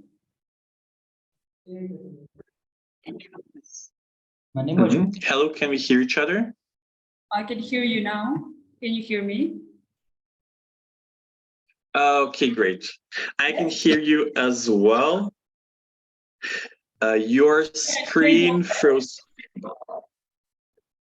Can we perhaps try without the video? The video sometimes makes it a bit more laggier. Let's try it that way. Okay. If it's any, there is a possibility. Can you say, Now? please? Yeah, I can hear you. Continue. I will then stop you. I just want to tell you we have 2 more minutes. Okay. So I will try to summarize. Yes. The moment. So the interior of these churches is abundantly decorated in wood, precisely in wood, with elements and motifs derived from nature itself. So wooden ceilings, wooden columns, wooden capitals were decorated abundantly with Baroque-inspired and Levantine Baroque-inspired, predominantly floral decoration. These are also examples of this decoration from the altar partitions. And as you can see, even though on the outside, these churches tend to be modest and restricted, on the inside, there's this lavish abundance of decoration. The link with the vernacular architecture also penetrated the fresco decorations. On the left side is just an illustration of this trend. The composition of Judas Remorse from the Church of Saint Saviour in the village of Rasta, where the space where Judas is depicted is actually a typical vernacular church, such as were built throughout the Balkans in the 19th century, everywhere. Also, this particular type of decoration and this particular link with nature was not limited only to the revival Christian architecture, but was used also for the decoration of the Muslim buildings, as well as the residential buildings of the let's say aristocracy of the time. An interesting concept was the concept of reuse. So the 19th century revival master builders actually were so frugal in their approach that they massively were using older material from demolished or older churches to construct their own churches, as well as material from early Christian sites or even Roman stelae and other material that they could extract from nearby archaeological sites. So in I just want to interrupt you. Can you just please wrap it up in 30 seconds? Thank you. Okay. So in terms of the second phase, which was used, I'm just gonna go shortly into this analysis, which depicts that a large number of these churches are massively being abandoned because the villages where they are built are depopulated. So in these migration processes, the churches are abandoned and becoming obsolete in large numbers. The degradation begins usually from the roof, and you can actually see in many of these churches this wooden structure is becoming visible, and then they slowly disintegrate. So we're coming to the third phase, which is death and disintegration, which leads us to the concept of reversibility. So if not treated, these churches, if abandoned completely, because they are intrinsically constructed out of nature without any industrialized or human-made, let's say, materials, they completely disintegrate and go back to nature where they came from. So the circle of life kind of ends where it began. Thank you. Thank you so much for a great presentation. As I'm an art historian myself, I found it to be really revealing out of a lot of things. I have also a lot of questions, so I'm looking forward to the discussion part. Thank you so much, and I'm sorry about the technical difficulties, but I'm glad we were able to see your whole presentation. It was very interesting. Thank you so much. I would actually like to give up the virtual microphone to Uroš Đurđević from the Institute for Serbian Culture, Priština, Leposavić in Serbia. So we can start right away.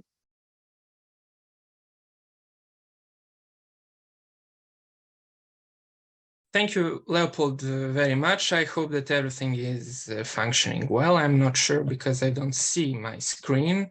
So do you see the presentation? Aha, screen sharing, Yes. okay. So first of all, I would like to thank not just to Leopold, but to all of you. I think that we made a wonderful mosaic of interesting ideas and topics, and I think that it's really precious, more than precious, to stay in contact and to share our views on eco-anthropological issues as a whole. So this time I will talk about one of the most famous Serbian travelers, Rasko Petrović's Africa.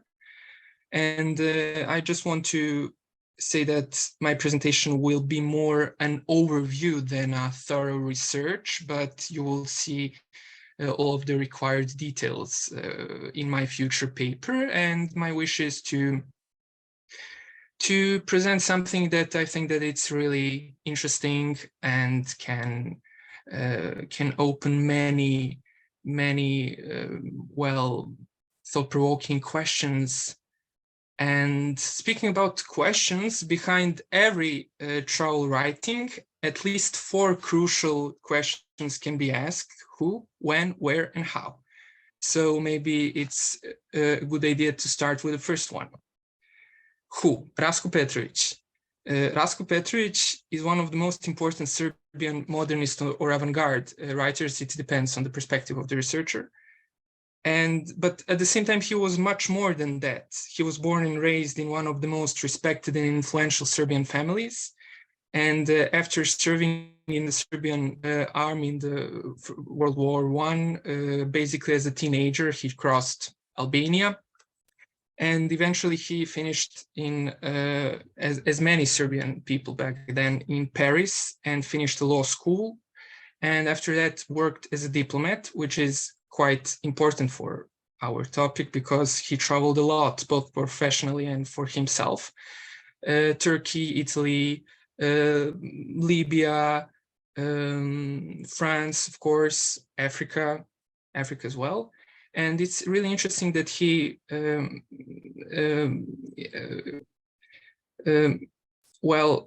he died in the US as a Yugoslav diplomat in Washington. So his artistic and personal obsession was some sort of geopolitical investigation. So everything which was pristine, which was something even primitive, was something which was quite an inspiration for Rasko, and always exploring new territories.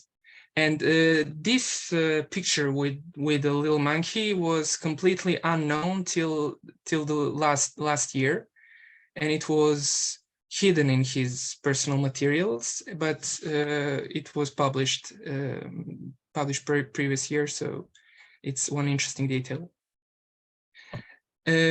Where? Well, Africa, but it's much less self-explanatory than one might see. So Africa is, as we all know, the second largest continent in the world, and whenever we think about Africa, we should keep in mind its incredible diversity. And I can hardly imagine that someone names his or her travelogue as Europe or as America, but we have some travelogues with that title, Africa, because I think that whenever we think about Africa, we think about something that is at the same time imaginative and real. And it's interesting, speaking about those two pictures, the first picture is an illustration made by Rasko's friend, Aleksandar Deroko, a famous Serbian architect, and the second is made by Rasko himself. And it's interesting that you can see, even though it's a relatively functional map, you can see that there is something fairy tale-like, something something that is like from some sort of imaginary land, and that is not something which is incidental, that is something which is rooted in Rasko's worldview and Rasko's poetics. And speaking about the map, I think that it can be useful to show the map. Okay, this is a present day borders, of course, but to show Rasko's route. So speaking in the context of present day categories, even though it was all part of that western part of Africa was under French rule, So speaking in the context of present day borders, Rasko went to Senegal, Sierra Leone, Mali, previously called French Sudan, Guinea and Ivory Coast. And he traveled from Marseille with a steamboat, first to Morocco and then to Dakar, to Senegal. And you can see, of course, that it's just, well, let's say it's in that way, a tiny part of Africa. But we tend to think that it's like some sort of totality of the continent. And something interesting, speaking about steamboat, a means of transport can radically change the way we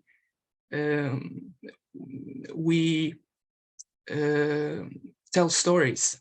And it's really interesting if we read thoroughly Rasko's work, that we can see those changes depending on the means of transport. This is the newest edition of Rasko Petrović's travelogue from the previous year, and the picture with the photo with the little monkeys from that edition, and I highly recommend it. It's really, really amazing, and I think it's closer to Rasko's intention when he wanted to publish his travelogue than the first edition from 1930, because there is a fun fact about it. Gecakon, the most famous Serbian publisher back then, he dismissed that manuscript because he thought that everything was made up in Rasko's head, that it was something fictional. But he couldn't be further from the truth. And unfortunately, Gecakon thought that it wouldn't be a financial success, but the whole first edition was sold in several months. And also speaking about that first edition, it's really important that Rasko was not only a writer or a traveler, he was also an artist and someone who made beautiful photos. So you can see some of his artworks. In the first picture, you can see a depiction of jungle, and the second picture is a steamboat, which name is Madonna. And some photos, okay, moments of relaxation, of course. And the second photo is in Dakar, capital of Senegal.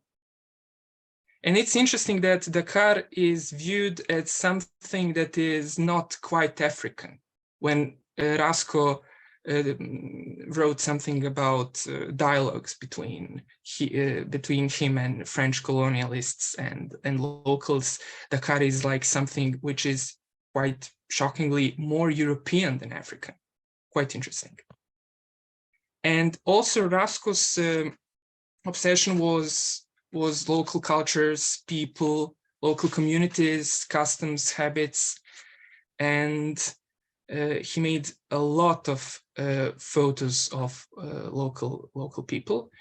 In the second picture, we can see, it's really interesting, one man holding Rade Drainac. Rade Drainac's book, and Rade Drainac is an important Serbian writer, but unfortunately he is not so known even here in Serbian, but in fact you can see someone who is holding his book. And speaking about possible perspectives of reading Rasko Petrović's travelogue, previous reception was focused primarily on imagology as a perspective of another culture, of another nation. And Rasko was almost always depicted as a writer of culture, as someone who is not so interested into nature. But I think that it's definitely not the case. Of course, intercultural communication is quite important, and the view of otherness in the cultural context is really important, but it's not crucial, and it's not the only thing. And speaking about post-colonial eco-criticism, behind the Rasko's artistic project, we can see a hidden story of exploitation that is connected both with humans and with materials, and also some quite intriguing racistic discourse.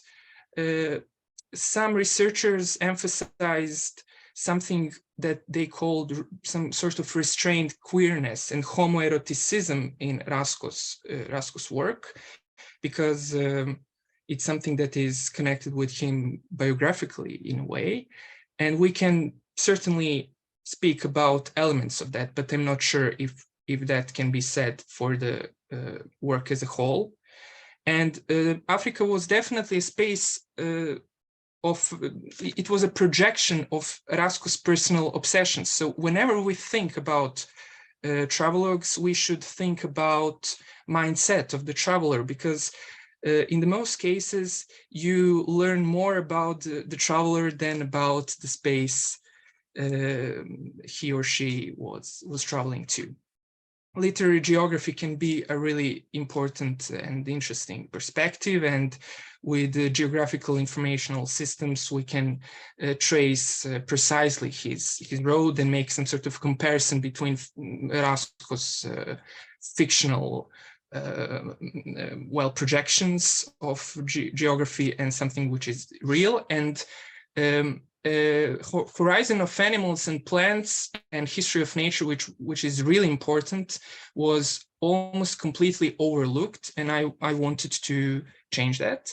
And speaking about the motives, even though I don't have a lot of time, I just wanted to emphasize some really interesting motives and comparisons. So one of Rasko's artistic strategies, writing strategies, is connection between cultural and natural. So anthill can be compared with cathedral. And speaking about our conference, I thought that it would be particularly interesting to say that there is intertwine between Macedonian, Chinese, and African landscape. So it was something really, really unexpected in a way. And Rasko frequently see some traces of history of literature or history of art in the wilderness. So like not the forest and jungle. So he sees Baudelaire in a jungle, and made a comparison with the forest as a living temple, and even wrote that landscapes can be seen as an endless screen. So it can be both screen and display, ekran. Thank you, Leopold, you're really kind. I saw your signal. So forest as a body, smellscapes. I know that Andrei Filipovic wrote an interesting pages about smellscapes, and smellscapes can be also found in interesting smellscapes in Rasko's work. And also, for me, quite important, the view of the other beings, because I think that Rasko's work is not exclusively anthropocentric. And I just wanted to show one example of that. On the other side of the river, the forest becomes deeper and denser. We enter the upper edge of the jungle once again. Fires illuminate the giant trees and vines that wither from the heat in all directions. And then, once again, the night becomes completely dark. Suddenly, as bright as the brightest star, the panther's eyes shine. It sees us clearly, but is unafraid and runs straight towards us, not to attack, but to continue its path towards the river we came from. Nothing else is visible except for a single electric light rushing towards us. So quite an exciting picturesque artistic vision, and we can see a lot of examples of those non-anthropocentric points of view, because humans are not the only creatures who are not the only beings who see, but beings who can be seen. And in Africa, relation between subject and object in the context of Rasko's writing is changed.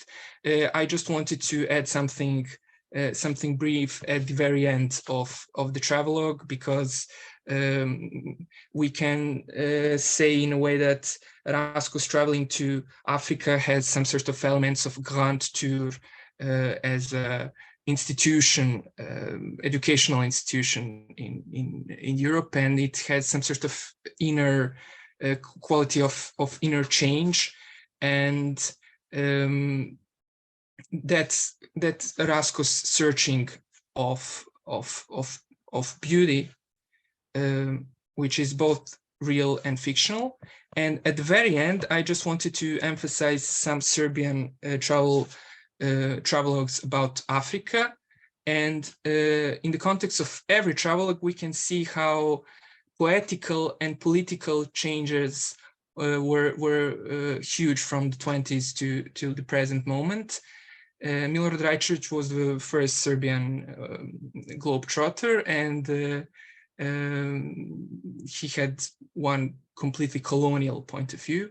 And Uroš Krčedinac, Lažo Prešanović, and Marko Đedović made the first interactive travelogue with QR codes and interactive maps, and I recommend that book.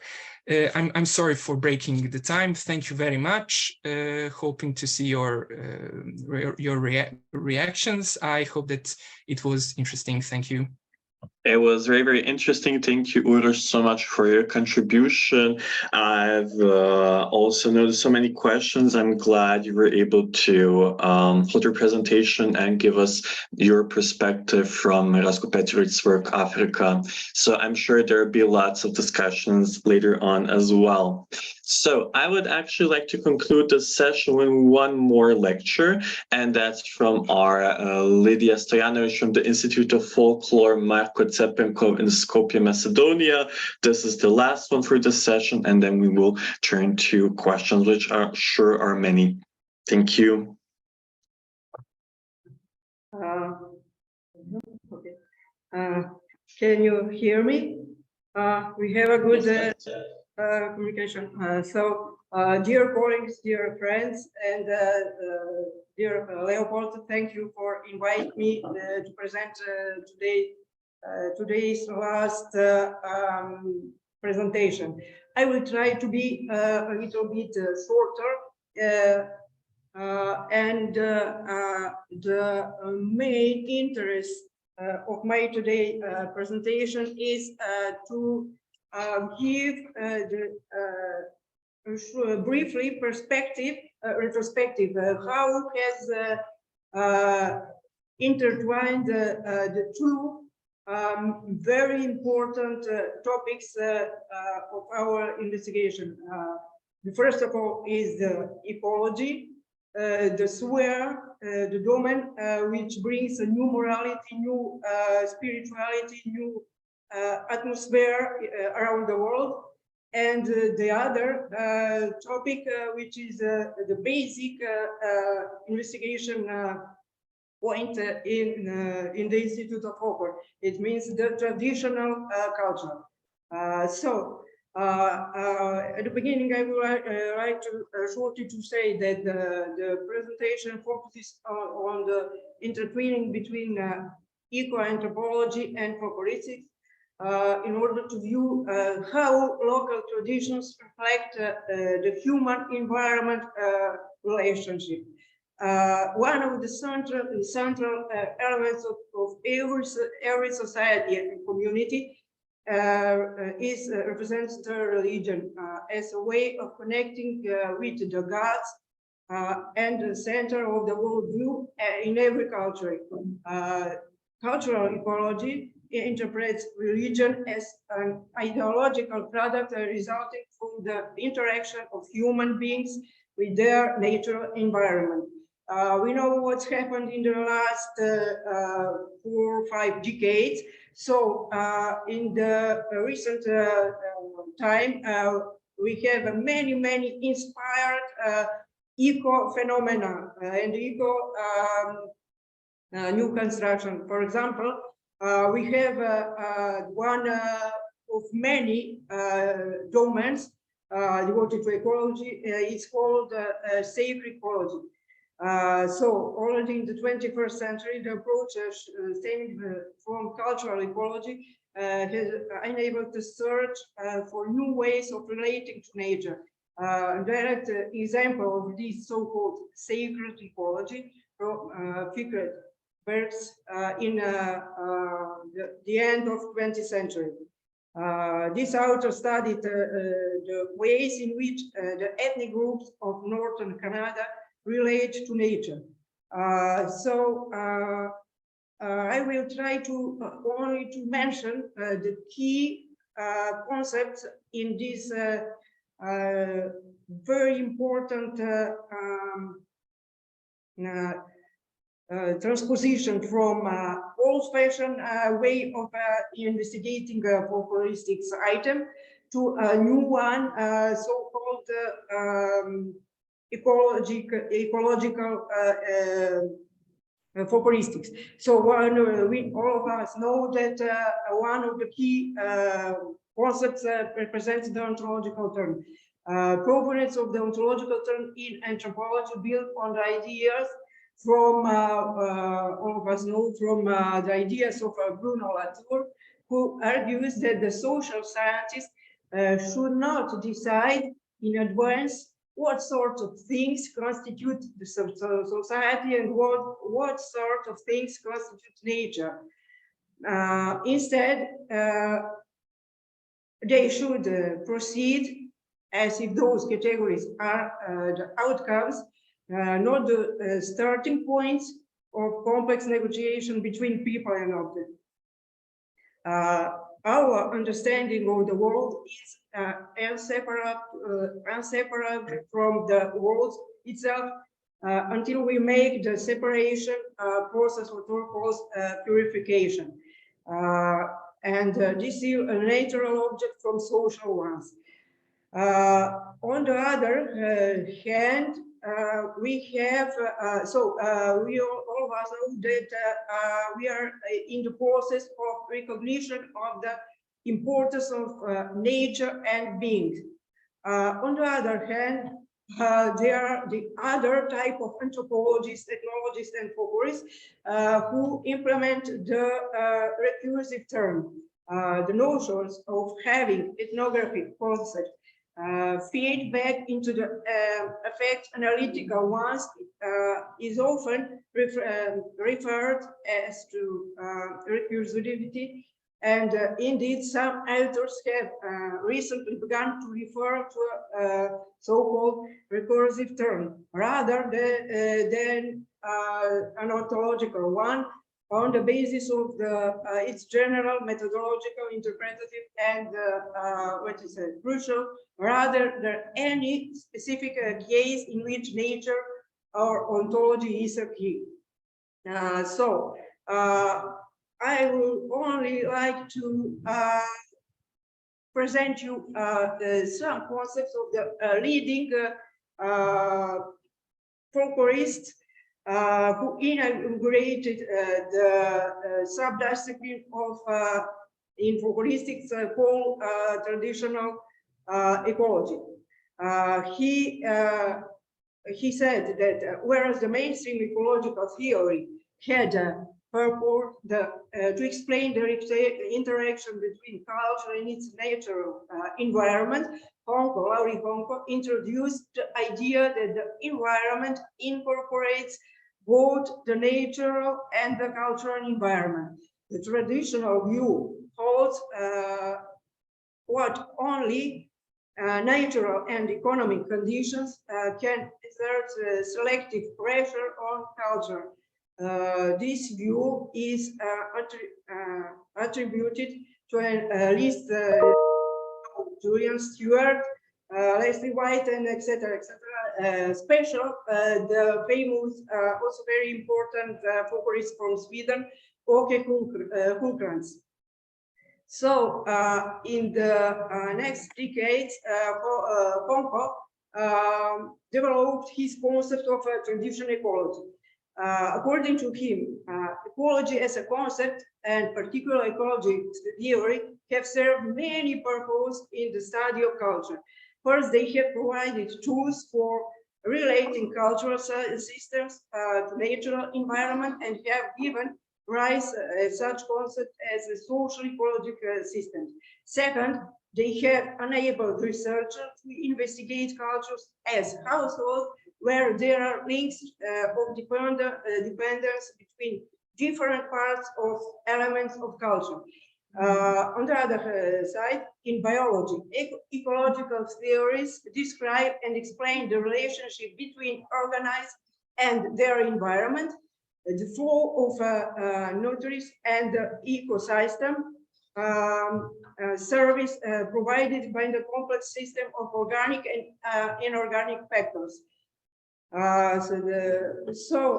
Rethinking tradition ecology according to Konko and the whole Finnish folkloristic school in the end of 20 centuries to our days is constitute to these principles. Tradition ecology studies the adaptation of use of elements of tradition, system of traditions, the structure of inherent nature of culture in time, space, and population, society, and milieux.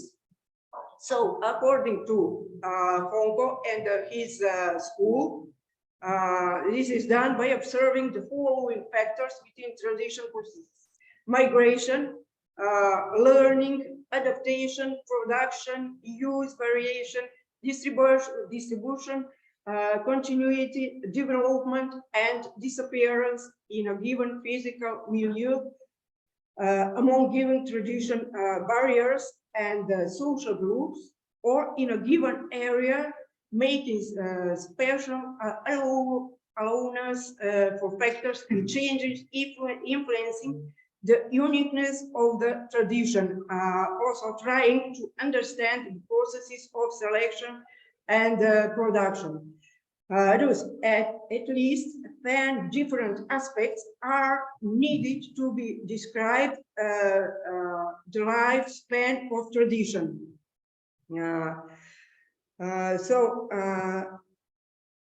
I will say only a few words, not to be so long in my presentation, for the Konko's school of eco-folkloristics. 4 forms of the adaptation of tradition are very important for all of us folklorists if we are inspired to analyze the traditional folk items with these methodological aspects. In his article from 1981 entitled "The 4 Forms of Adaptation of Tradition," published in Temenos, Konko gives several examples of how adaptation takes place. He differentiates between milieu morphological adaptation, where tradition adapts to its natural environment. Second, tradition morphological adaptation, where tradition adapts to its cultural environment. The third, functional adaptation or minor variation. And the fourth, eco-typization, where the content and use of tradition are harmonized with the living conditions, cultural ethos, and history of the group.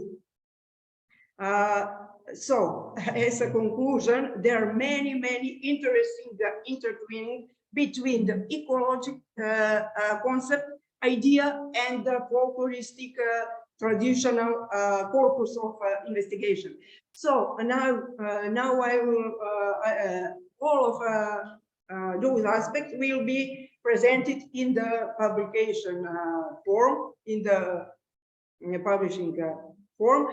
Now I would like only what's happened with these two topics. I would only like to mention the famous Finnish, the younger Finnish generation, Matti Kampinen and Martti Naho, who are dedicated especially to analyzing the traditional and contemporary concept of folk or behavior among the people on this methodological, using this methodological approach. So what can we say as the conclusion? I would also like that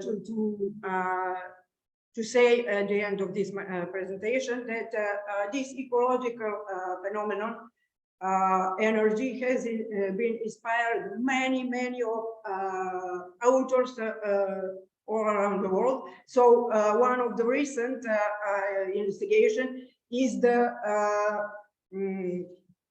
phenomenon entitled the post-human folklore from Thompson. So according to him, he focused on the application of animal studies to the question of artificial intelligence. Speculative fiction and folklore can help to bridge this divide in the Thompson estimation, and Thompson makes the case of this humanity within the large discussion. Post-colonial science opened itself up to the inclusion of consideration of other schools of thought, other epistemologies, and offers possible avenues of thought out of the dead end of anthropocentrism. So at the end, he said that maybe the role of folklorist could be some sort of a new futurists, bringing out insight to predict, plan for, and share the swiftly oncoming future. Shortly, those were the main approach, methodological and conceptual development between ecological phenomenon and the folkloristic and the sphere of folklore in the last 3 or 4 decades. And on the end, I would like to say that many of new coming investigation could be inspired from above mentioned theoretical issues. Thank you for your attention. Thank you so much for a very interesting lecture. Thank you for giving us this theoretical overview as well. I would invite everyone now to actually take part in the Q&A sessions. I saw in the comments as well that people had some very nice comments about the presentation. So I'm sure there are some questions that are going to that all of you have been keeping in yourself. So you may pose the questions. Anyone from here?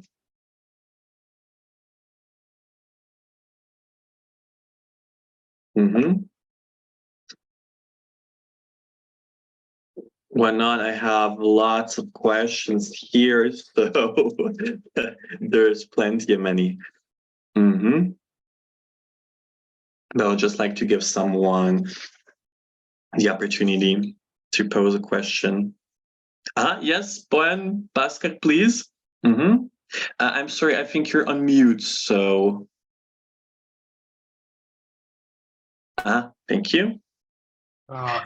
Okay, I was reluctant to ask the question since I have a feeling that I'm talking too much, but then it looks like there were no other questions, so I decided to put a question. Or actually, we had this last session was very rich with very interesting papers. And I would of course love to comment on all of them, but since nevertheless there is not enough time, I would probably turn to the paper by Emilia Apostolova, which I found particularly astonishing, that this phenomenon of revival religious architecture in Macedonia, that's something I never heard about before, entirely new for me. And I would love to ask Emilia about these fascinating the interior decorations, floral motifs, and all the rest. Where does this actually come from?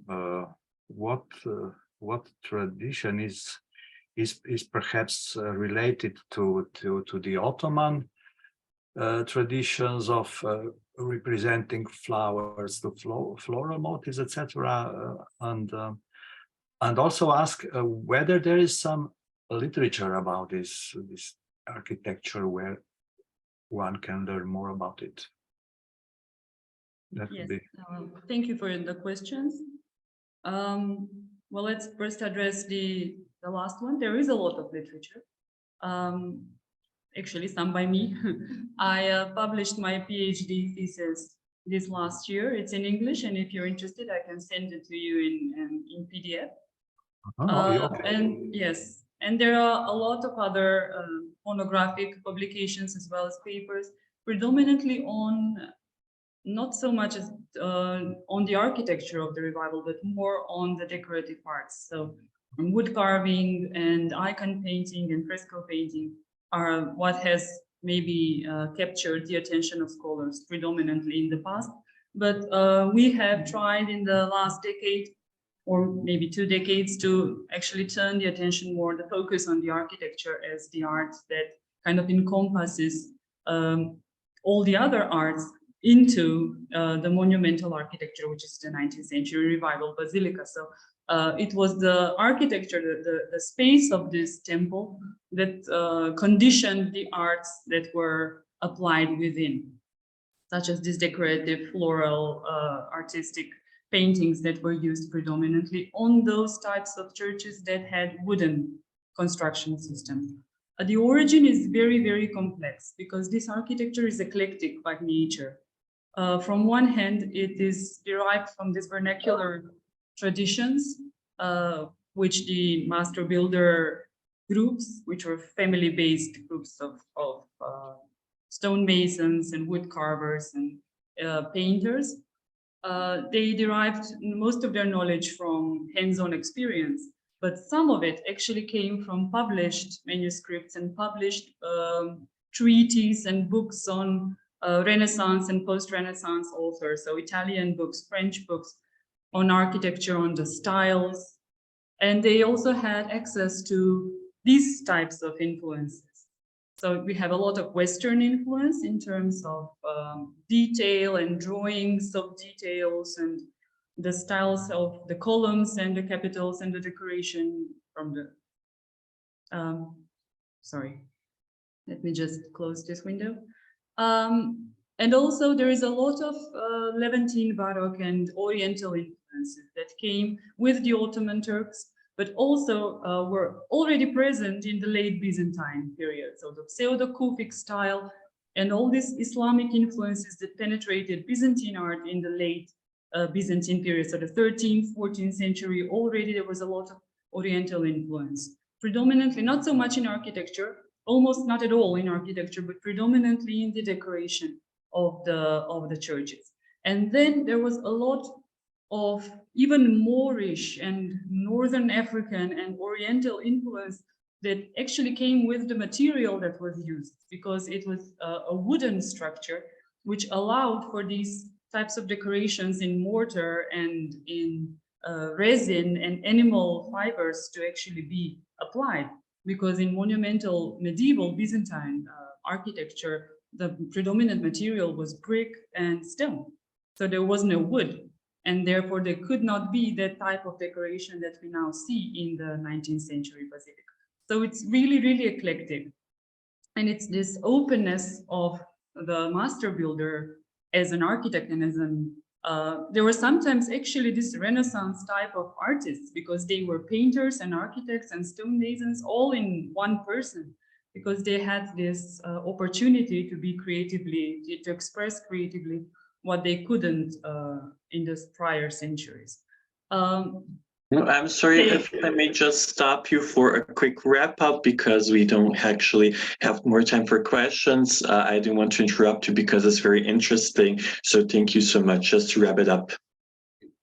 Yes, so it's an eclectic nature, and they actually came to be able to learn to drive this experience from all these different types of backgrounds, because they traveled a lot for work. So this non-sedentary regime that they apply to their work, because they went for work throughout Europe and the Middle East, is how they actually came back with these new ideas that they applied to this eclectic art.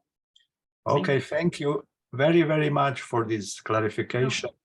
And I will read with great interest your PhD if you send it to me. Thank you. Oh, thank you so much. We have, Goran says we have a bit more time. So Goran, if you're okay with that, can we squeeze one more short question? Just to... Yes, no problem. We have one more, because we have this small break, and then the lecture is in 30. So we have 13 minutes. So if someone has questions, I think they are very good topics to discuss.